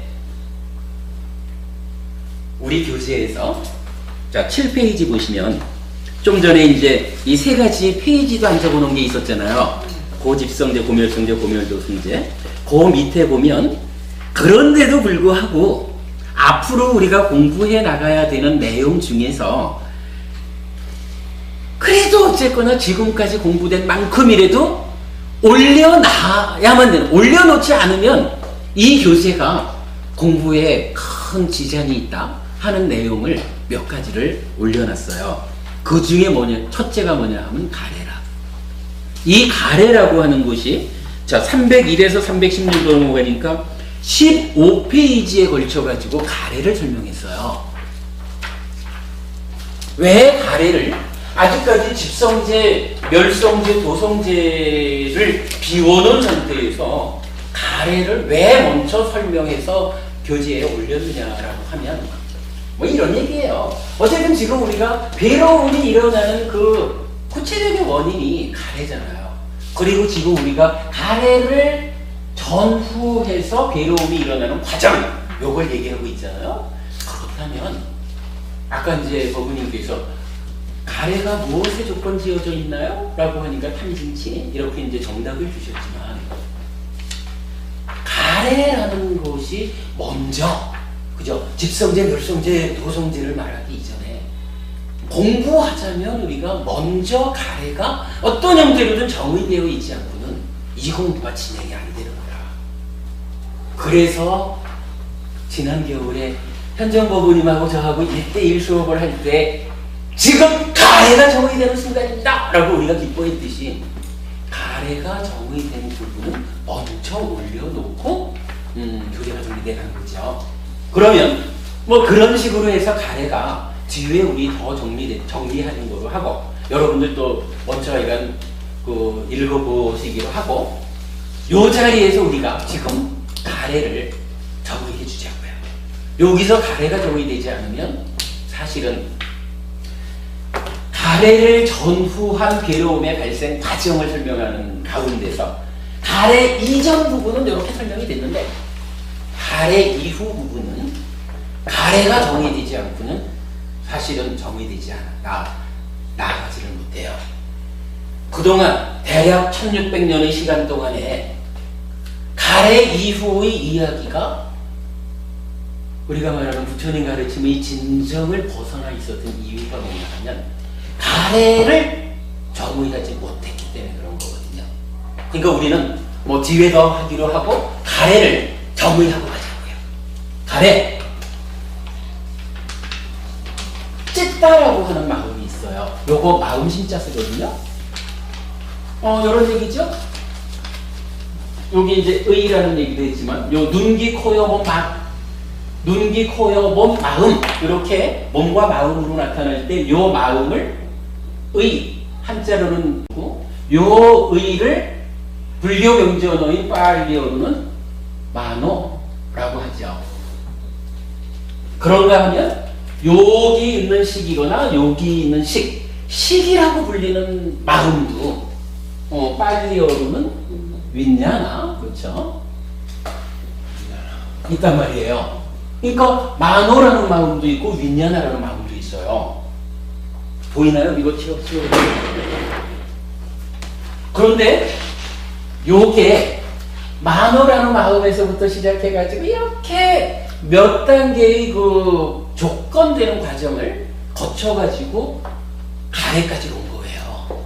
그런데 요 가래가 무엇이냐라고 정의하려고 보니까, 가래는 이제 만호도 아니고 윈냐나도 아니고 찢다라고 불리는 마음이 있는데, 요 마음이 탐진치라고 하는 거, 욕심, 성냄, 어리석음, 탐진치라고 하는 마음의 오염원이 있어서 요 오염원에 찢다가 오염이 되버렸어. 결합을 해버렸어. 그래서 탐진치에 오염된 찢다를 어찌 보면은 그럼 가래가 그대로 찢다네 뭐 이렇게 말할 수도 있죠. 그런데 부처님은 이걸 달리 봐요. 그냥 비슷하게 비슷한데 좀 달라 이게 아니고 완전히 다른 걸로 봐요. 왜 그러냐 하면 가래라고 하는 것은 우리가 지금 계속 얘기했지만 이러한 그 이전의 단계와 지금 말할 이후의 단계를 거쳐서 괴로움을 만들잖아요. 그죠? 그런데 여기서 탐진치가 붙지 않으면 찢다 자체는 결과로 괴로움을 만들지 않아요. 만약에 찢다와 요 가래를 빨리 여러분 딴하 이렇게 말하거든요. 찢다와 딴하가 뭐 사실은 나와 같은 건데 조금 상태만 다르지 이렇게 말한다면 생겨나는 결과도 뭐 다 같은 건데 약간 상태만 다르지 이렇게 돼야 되잖아요.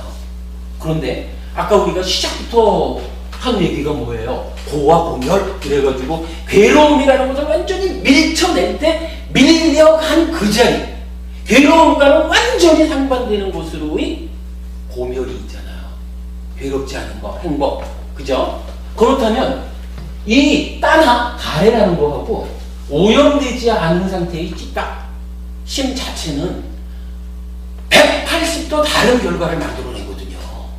180도 다른 결과를 만들어내는 것을 어떻게 뭐 에이 같은 건데 조금 상태 좀 다른 거지 이렇게 말할 수가 없죠. 부처님은 이건 요거를 저도 사실 고민 많이 했던 부분이죠. 왜 딴하라는 것을 이렇게 달리셨을까? 그리고 왜 이 부분을 설명해 주지 않았을까? 뭐 했는데 결국은 그렇더라고요. 결과가 180도 다른 거라. 그러니까 부처님은 지금 우리가 하는 게 뭐냐면 괴로움이 발생하는 과정, 괴로움이 발생하는 그 과정에는 찢다가 있는 게 아니라 탐진치에 오염된 것으로의 딴하, 찢다가 있는 게 아니라 딴하가 있지. 요거 여러분 이해되죠? 180도 다른 거거든요. 요 이해하는 거 중요해요. 그러니까 그렇게 해서 구분해서 쓰는 거예요. 그러니까 그렇게 이제 딴하를 우리가 정의했어요. 그러면 지금까지 이제 식으로부터 수까지 가래 이전, 그러니까 가래를 전후한 괴로움의 발생 과정이라고 이야기할 때 가래의 전 단계를 본 거예요. 그러면 이제 경전은 가래 다음에 어떤 과정이 있다고 말하느냐 그걸 봐야 되겠죠. 네? 그렇죠. 치죠. 가래 다음에는 치가 있다라고 이야기를 해요. 치를 요걸 보통 어떻게 번역을 하냐 하면 집착, 취착 이렇게 표현을 하거든요. 그리고는 이 집착이다 취착이다 하는 게 어떤 의미입니까? 라고 하면 이제 하늘에 별 떠오는 작업을 해요. 그러니까 아주 추상적인 이야기를 하는 거야. 취착이 뭔데요? 뭐 욕취가 있고 견취가 있고 계금취가 있고 아어취가 있다 라고 부처님이 네 가지로 설명을 해주셨는데 그 각각의 의미가 뭐냐 하면서 사실은 좀 추상적인 이야기가 천몇백 년을 이어온 거예요.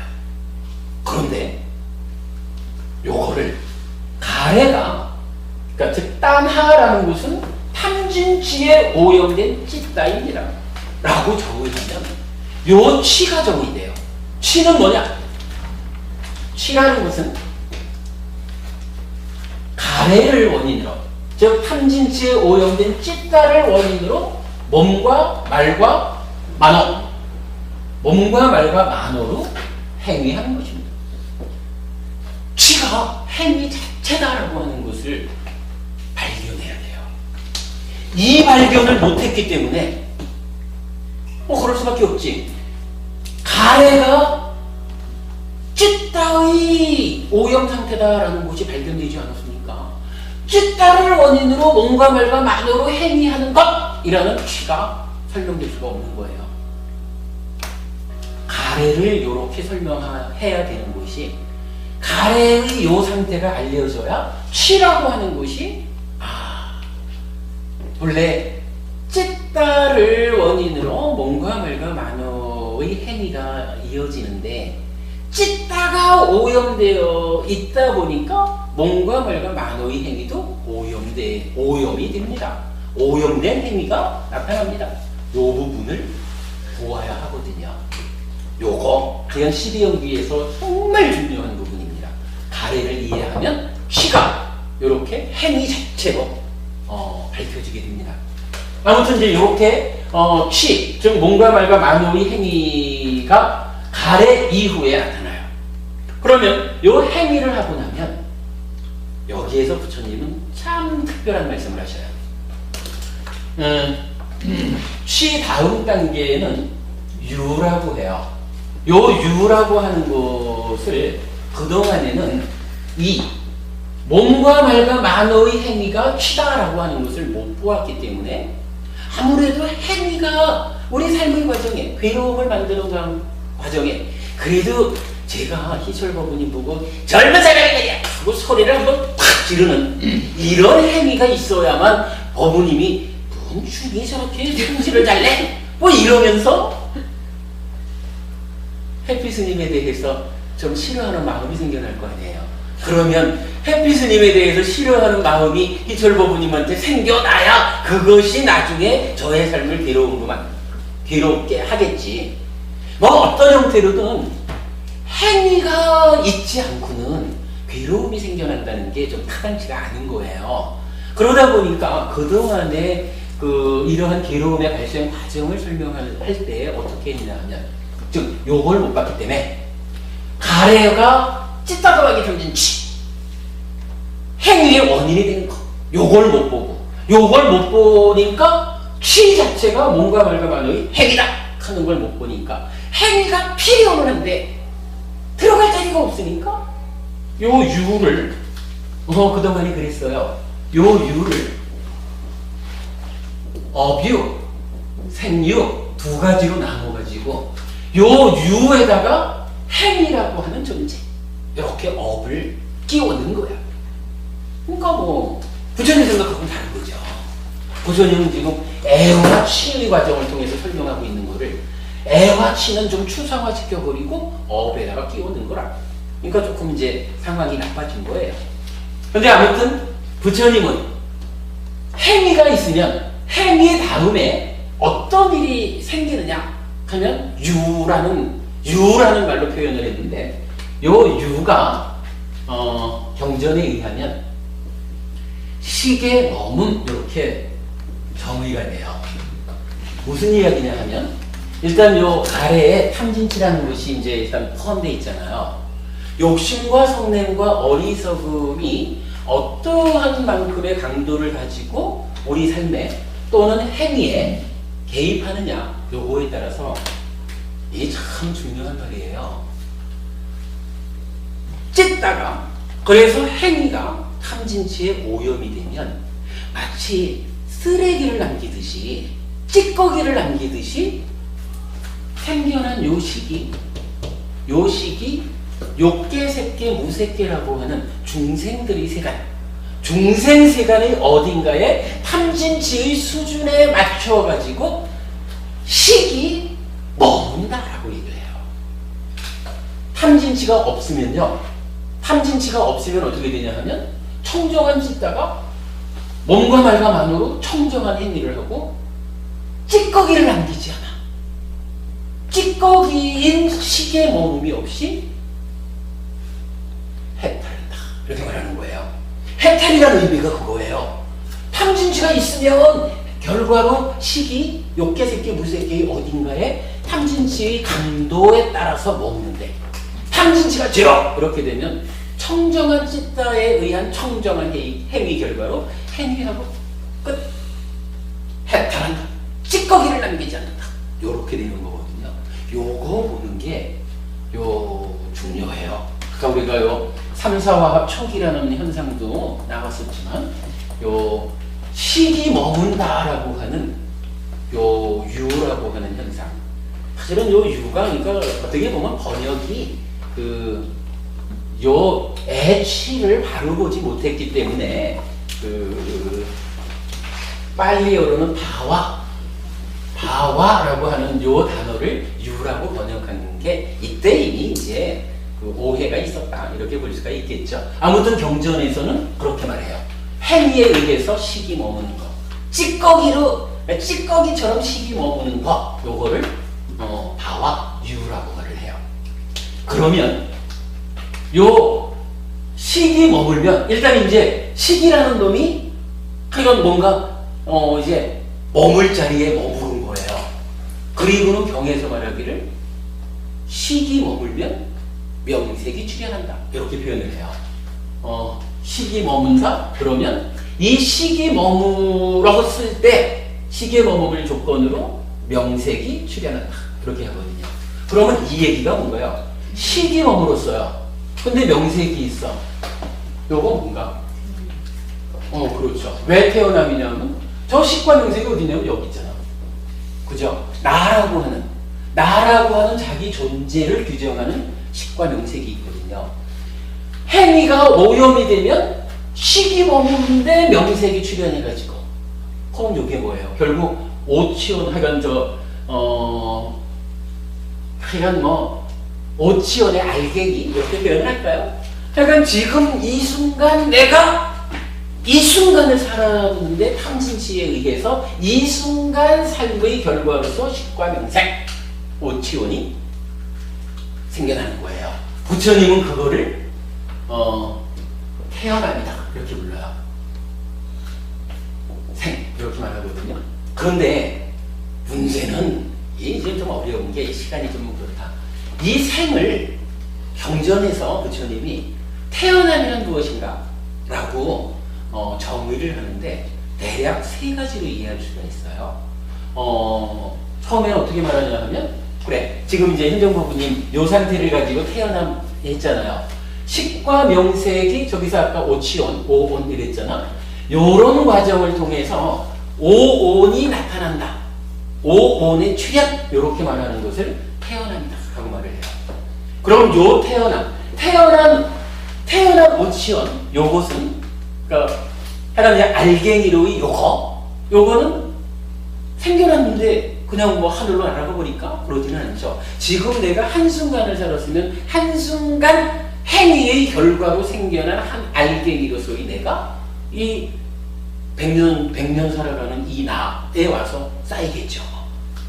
요 오온의 출현이라는 태어남이 이 자기 존재의 나한테 와서 쌓이는 거예요. 이렇게 쌓이면 어떻게 돼요? 자, 우리가 좀 전에 찢다 하고 딴하는 완전히 다른 거 이랬잖아요. 부처님은 여기서도 그런 그 부분을 적용을 하는데 만약에 우리가 그동안 헤아릴 수 없이 살았지만 만약에 현재 나를 이루는 오치원 요 알갱이가 한 1억 개쯤 된다고 할까요? 예를 들어서 1억 개라고 치고 지금 여기서 한순간에서 하나가 더 추가되잖아요. 지금 이 순간 하나의 알갱이가 생겼잖아. 그러면 어떻게 돼요? 1억 1개가 됐죠. 요거 수학적으로 따지면 거의 0.0000 이래가지고 이거 뭐라 그래 이거 근사치력이랑 1억이잖아요. 같은 거잖아요. 근데 실제로 그러지 않겠어요? 1억 개나 있는 데다가 한 개 딱 얹어놔봐야 요거 다른 거라고 하나? 같은 거죠. 그런데 부처님은 이거를 다르다고 말하는 거예요. 요게요. 근데 우리가 정확하게 보면 분명히 탐진치가 요만큼만 있어도 하나가 다른 게 되거든요. 하나가 더해진다 해도 따지면 어쨌든 이게 우리 인생의 문제이기 때문에 그냥 대충 1억과 1억 하나는 같아 이렇게 말하지 못하는 거예요. 우리 인생의 문제이기 때문에. 그러면 1억하고 1억 하나하고는 정확하게는 다른 거예요. 그죠? 보면 다르죠. 1억과 1억 하나는 다르거든요. 이 다르다라고 하는 것은 이렇게 봐야 돼. 하나가 와서 쌓여서 1억 한 개짜리 오치원의 내가 생겨났죠. 됐죠. 이 얘기는 뭐냐 하면 하나가 더해지기 전에 1억 개짜리 나는 없어질 거예요. 그죠? 1억 개짜리 나는 없어지고 1억 한 개짜리 내가 새로이 생겨난 거라. 요거 중요합니다. 내가 나의 삶이 매 순간순간 달라지고 있다는 거. 만약에 짧게 봐가지고 그래 우리 가장 젊은 청년 불자가 한 30년 살았다. 지난 30년 동안에 요새 보니까 좀 살아온 30년에 대한 불만이 좀 있는 것 같으시대. 그래서 이번에 또 그 조계종 후교사도 되셨대. 삶을 바꾸려고 그지. 삶에 좀 더 향상되는 삶, 건전한 의미를 담고 싶어서 공부하는 거잖아요. 30년의 삶이 아무리 내 마음에 안 들었다. 나는 정말 지난 30년이 싫다. 이래도 지금 내가 부처님은 이렇게 삶이 향상할 수 있다, 변할 수 있다라고 가르쳐 주셨습니다. 이래가지고 삶을 바꾸고자 지금 이 순간 나의 삶을 바꾸는 노력을 가해보면 한순간 이전에 30년간 쌓여온 마음에 안 드는 이 희철 거부가 이 순간에 어떻게 되냐면 30년 분모에 지금 이 순간 있는 만큼 그만큼 달라진 거야. 그만큼 달라져가지고 이 순간 이전에 30년간 쌓인 것 때문에 100만큼 마음에 안 들었다면 지금 1만큼 달라진 것에 의해서 99.9999는 마음에 안 들어도 0.00001은 마음에 드는 이거 똑같은 구이철 아니라 우리가 변화 과정을 자세히 못 보니까 10년이 지나도 똑같은 구이철 이렇게 알지만 사실은 구이철이라는 그죠? 희철 부부님 자기 존재로는 바뀐 거야. 그러면 우리가 어떻게 해야 됩니까? 매 순간순간을 그렇구나 해가지고 향상하는 쪽으로 나의 삶을 바꿔가야지. 뭐 어떻게 향상하는지는 우리 또 다음에 공부해야 되지만 그러면 아무리 과거에 살아온 나의 삶이 마음에 안 든다 해도 이제부터 나의 삶이 조금씩 1억개짜리는 없어지고 1억 1개짜리 내가 줬어요. 그런데 이게 조금 살다 보면은 1억 하나만 되나? 이게 2억도 되고 3억도 될 수 있잖아요. 2억 3억 되는 가운데 내가 지금부터 열심히 나의 삶을 괴로움을 만들지 않는 삶으로 행위를 바꿔나간다면 어차피 행위 때문에 찌꺼기가 머무는 거잖아. 그죠? 그런다면 앞으로 나의 미래가 지금과는 전혀 다르게 향상하는 너무너무 행복만으로 가득한 이런 삶이 사라진다는 거예요. 내가 달라진다는 거예요. 부처님이 누굽니까? 그런 과정을 통해 가지고 괴로움 제로 행복 100 요걸 실현한 사람이 부처님이잖아요. 그리고는 부처님이 그거 내가 가르쳐주는 대로 내가 실현한 그 방법 그대로를 가르쳐 주겠습니다. 이 방법대로 하면 그대도 괴로움 제로 행복 100 이런 삶으로 변할 수 있습니다. 이게 부처님 가르침이지. 어쨌든 이 참 시간이 좀 많이 걸리네. 아무튼 이제 이렇게 보면 태어남의 첫 번째 의미로 오온해출현 오온이 나타남 해가지고선 요 태어난 생겨난 찌꺼기 덩어리가 쌓여가지고 바꾸잖아요. 그죠? 그리고 부처님은 이제 방금 얘기한 거와 같은 거지만 태어남의 의미 두 번째를 어디로 말하냐 하면 처의 획득 이렇게 표현을 해요. 처의 획득. 처라고 해서 처의 획득 이러는데 요 감각 주관 6개를 6네이처 이렇게 부르고 감각 객관 그러니까 대상이 되는 객관 6개를 6웨이처 이렇게 말해요. 그러면 자기 존재인 오치온이 지금 이 순간 감각 주관이 되어서 감각 대상을 감각해드리는 요 순간을 부처님은 오치온이 한순간 6네이처가 됐다. 그러니까 처라고 하는 개념이 획득됐다. 이렇게 말할 수가 있겠죠. 요거를 또한 태어남이다. 이렇게 말을 해요. 그러니까 이 얘기는 뭐예요? 지난 그러니까 30년간 내가 이렇게 형성되어 있지만 지금 내가 이 순간 감각 주관이 되어서 대상을 감각해서 이렇게 살아오면 여기서 또한 태어남이 새로운 내가 태어나는데 이 새로운 태어남을 결과 맺기 위한 시작점이 뭐예요? 요거잖아. 대상을 감각하는 세상을 받아들이는 요 순간부터 지금 이 순간의 나의 삶이 이루어지잖아. 요거 세상을 감각해드리는 받아들이는 요 자리도 처의 획득이라고 표현해서 태어남 이렇게 말하거든요. 그리고는 이제 태어남의 세 번째 의미로 사실은 가장 기본적인 게 불교 공부도 끝내 찾아 들어가 보면 살다 보면 죽는데 죽으면 잘못하면 잘못 죽으면 지옥 간대. 이런 것도 이게 사실은 뭐 보편적으로 그것 때문에 우리가 공부하기 시작하는 거죠. 어쨌든 몸과 마음이 함께 나를 이루어가는데 몸이라는 것은 100년짜리밖에 안 되잖아. 몸은 죽어야 되잖아. 근데 마음이라는 것은 변화하는 가운데 그야말로 탐진치 제로를 만들어가지고 해탈해서 아라한이 될 때까지는 마음은 죽지도 못하고 살아가야 되잖아. 그죠? 이러면 길게 살아가야 하는 요 변화하는 마음과 100년짜리 몸이 나를 이루고 살다가 요게 죽으면 뭐 죽는 순간 새로운 뭔가 만나죠. 계속 요거 바꿔가잖아요. 그러면 어때요? 우리가 말하기를 마음을 기준으로 보면 사실은 이게 뭐 태어난다는 것도 없고 죽는다는 것도 없죠. 파트너를 바꿔가면서 요게 워낙이 그 사는 기간이 짧으니까. 그런데 현실적으로 우리는 마음을 기준으로 보는 지혜를 못 갖고 있거든요. 그냥 저 몸뚱아리에 묶여가지고 몸을 기준으로 보니까 어떻게? 몸이 기능이 다 하면 죽었다 그러고 새로 태어났다 그러고 다 새로 태어나면 조금 전에 보도 기억하지 못하고 기억하지 못하니까 내가 이렇게 살아가는 걸 인정을 못하고 그런 거죠. 그러다 보니까 이렇게 식과 명색의 관계에서 태어남이 있다라고 하는데 이 순간에 몸이 죽었다. 새로운 몸과 만나야 된다. 하면 그 새로운 몸과 만나는 거 그거를 세 번째의 태어남의 의미로 줘요. 그러면 이제 이게 태어나고 나면 그러니까 새로운 몸으로 태어나고 나면 우리 아까 12연기에서 본 거지만 새로운 몸으로 태어났다 생 하면 그때부터는 어떤 과정이 이어져요? 늙고 병들죠. 노상.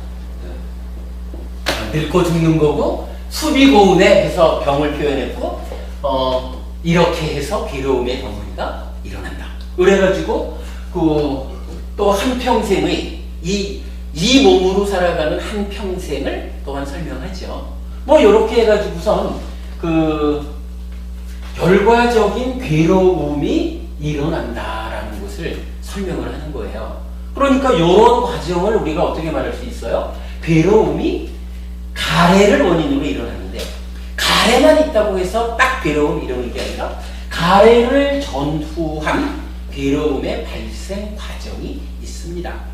라고 말하고 이러한 괴로움의 발생 과정도 그대로 가래와 동일하게 집성제 이렇게 표현을 하죠. 근데 이제 이렇게 놓고 우리가 보니까 식이라는 걸 뭐 우리 이제 편의상 3부터 시작을 하죠. 3 명색이 4 유기비 5 촉이 6 수가 7 가래를 8 취를 9 유를 10 태어남이 11 그리고 노사 수비고운의 고온 이런 괴로운 3 이것이 12 이렇게 되죠. 그러니까 3번부터 12번까지를 가는데 여기서 이제 우리가 한 가지 드러나는 게 있죠. 지금 이 순간만 사는 게 아니라 지금 이 순간이 계속 반복되잖아요. 이 반복의 과정이 몸이 죽어서 새로운 태어남이 있을 때까지 어떠한 일이 현상이 나타나냐 하면 3번 식에서부터 명생, 유기, 초수, 애, 취, 유, 생 다시 가서 쌓이는 3번 식에서부터 11번 생까지 9개 그죠? 9개의 과정이 반복 순환하는데 요거 우리가 보통 뭐 고리 형식을 그죠? 빙글빙글 돌아가는 고리죠. 고리 형식을 가지고 고리 구조 이렇게 말할 수가 있는 거라. 그러니까 3번 식에서부터 11번 생까지를 포함하는 반복 순환의 고리 구조가 괴로움을 만드는 우리 삶의 중심에 있다는 거예요. 요거 반복 순환의 고리 구조 요거 우리 법회에서 만든 말인데 요거 잘 만든 거예요. 어쨌든 우리가 왜 이렇게 내 삶이 괴로울까? 라는 것을 부처님이 설명하는 바를 그야말로 가르침의 진정에 의해서 찾아보니까 그 중심에 9개의 고리를 갖는 반복 순환의 고리 구조가 있더라. 그리고 그것이 다음 생으로 이어지는 노사수비고군의 고원 요런 하나를 가지고 이번 생에서 다음 생으로, 그렇다면 마찬가지 이게 다음 생이 있다라는 것은 여기를 금생으로 보면 요거는 전생이 되는 거죠. 그래서 이러한 식과 명색으로 이루어진 자기 존재가 전생, 금생, 내생이라는 3세에 걸쳐서 살아가고 있는 거죠. 괴로움을 만들면서 반복 순환되고 있는 거죠. 요렇게 그 시기에서부터 9개의 고리 구조 더하기 다음 생으로 연결되는, 그래서 3세를 형성하는 요런 구조를 보면 어때요? 3번부터 12번까지 10개의 가지를 가지고 우리 삶이 설명되는 거죠. 요렇게 말할 때 요거를 그러니까 10개의 가지를 가지는 연기, 조건적인 태어남, 조건적으로 생겨남. 그래서 우리 삶의 괴로움이 발생하는 그 과정을 가래를 전후한 10개의 가지를 가지는 구조 해가지고 괴로움의 발생 과정을 설명하는 거예요. 요게 고진멸도 사성제 중에 집성제거든요. 그런데 이제 여기서 우리가 참으로 주목해야 되는 게 하나 뭐냐 하면, 아까 이제 일단 우리가 전제하고 들어가는 거다고요. 가래가 뭐냐라고 하니까 가래는 찢다 더하기 탐진치거든요. 문제는 아까 탐진치가 없으면 찢다가 청정화된 일을 해서 머물자고 해탈한다고 했잖아요. 문제는 어떤 경우에는 탐진치가 생기고, 그러니까 탐진치가 일어나고, 어떤 경우에는 탐진치가 안 일어나거든요. 그러면 탐진치는 어떻게 일어날까라는 부분을 봐야 되는데, 뭐 요거는 어려운 얘기지만 일단 하여간 부처님은 이거를 이렇게 설명을 해요. 행이라고 하는 하나의 단계를 설정하고, 그리고 그 앞에 무명이라고 하는 단계를 또 하나 설정을 해요. 그래서 무명을 조건으로 행이 있고, 행을 조건으로 12연계에서는 식이 있다 이렇게 나타나는데, 행을 조건으로 따지면 적이식이 있는 게 아니라 요 식의 몸, 그죠? 무명과 행에 의해서 탐진치가 일어나기 때문에 탐진치 때문에 식이 머물고 흘러가는 거잖아.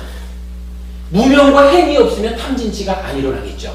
그러면 식이 머물지 않고 갈 게 없죠. 그러니까 경전에서는 뭐라고 말하냐 하면, 무명을 조건으로 행이, 행을 조건으로 식이, 이 식이 여기와 쌓이니까 식을 조건으로 명색이, 명색을 조건으로 육이, 이렇게 하면 되는 거죠. 그러면 어때요? 찢다를 오염시키는 탐진치가 일어나는 그 조건도 중요하죠. 이 반복 순환의 고리 구조도 중요하지만, 이 고리 구조 가운데 탐진치가 없어서 찢다 자체로 있으면 고리도 끊어지지만 어쨌든 괴로움이 안 생기잖아. 그죠? 그러니까 이 찢다를 따나 가래로 만드는 조건으로서의 탐진치. 여기 아까 이제 해전부부님 말씀하신 거죠. 탐진치가 없으면 가래가 없단 말이야. 가래가 없으면 이러한 괴로움을 만드는 과정도 없죠. 괴로움도 안 생기죠. 그러니까 어떻게 돼요? 가래라는 것은 이건 좀 우리 법회에서 참 기찬 일을 만든 거예요. 가래가 이렇게 돌고 도는 가운데 수로부터 오는 한 방향의 조건 지어진 것도 있고, 또 한 가지 방향은 무명과 행을 거치는 탐진치를 만드는, 탐진치를 일어나게 하는 이 방향으로도 조건 지어 있다. 찢다는, 가래는 두 방향에서 조건 지어 있다. 요거 중요해요. 가래는 두 방향에서 조건 지어져 있고, 태어남은 두 방향으로 흘러가고, 그죠? 요건 방향이 그러니까 다르죠.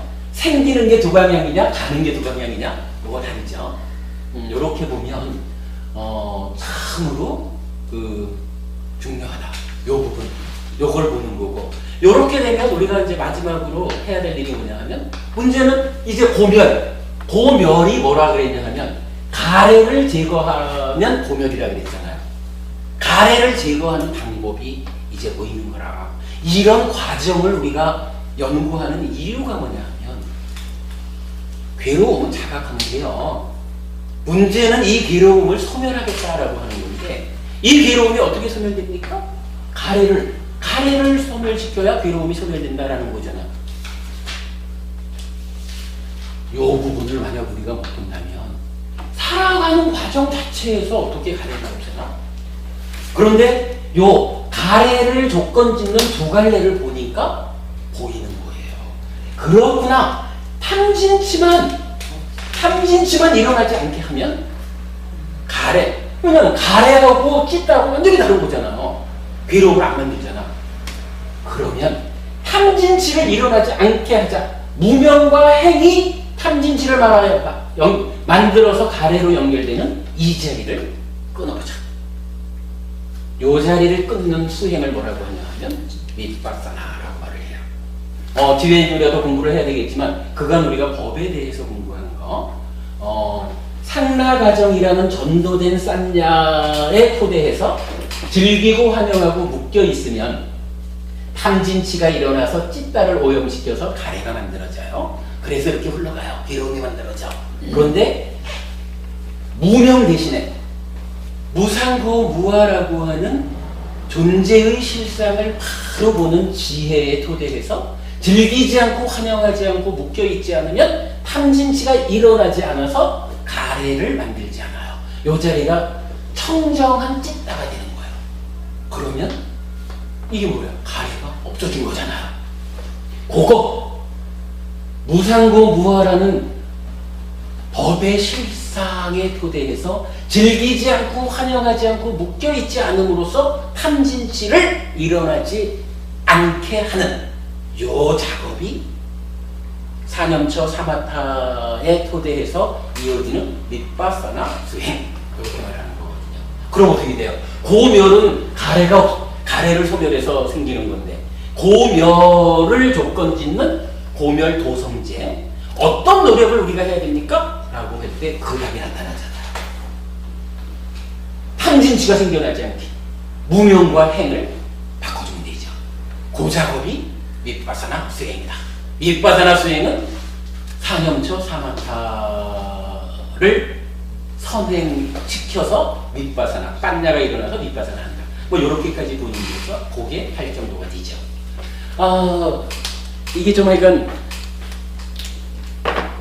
저는 좀 시간을 좀 안 어기고 잘 좀 하고 싶은데 이 마무리를 잘 못 지었습니다만은, 하여간 이런 내용을 오늘 그림으로 나타내 본 거예요.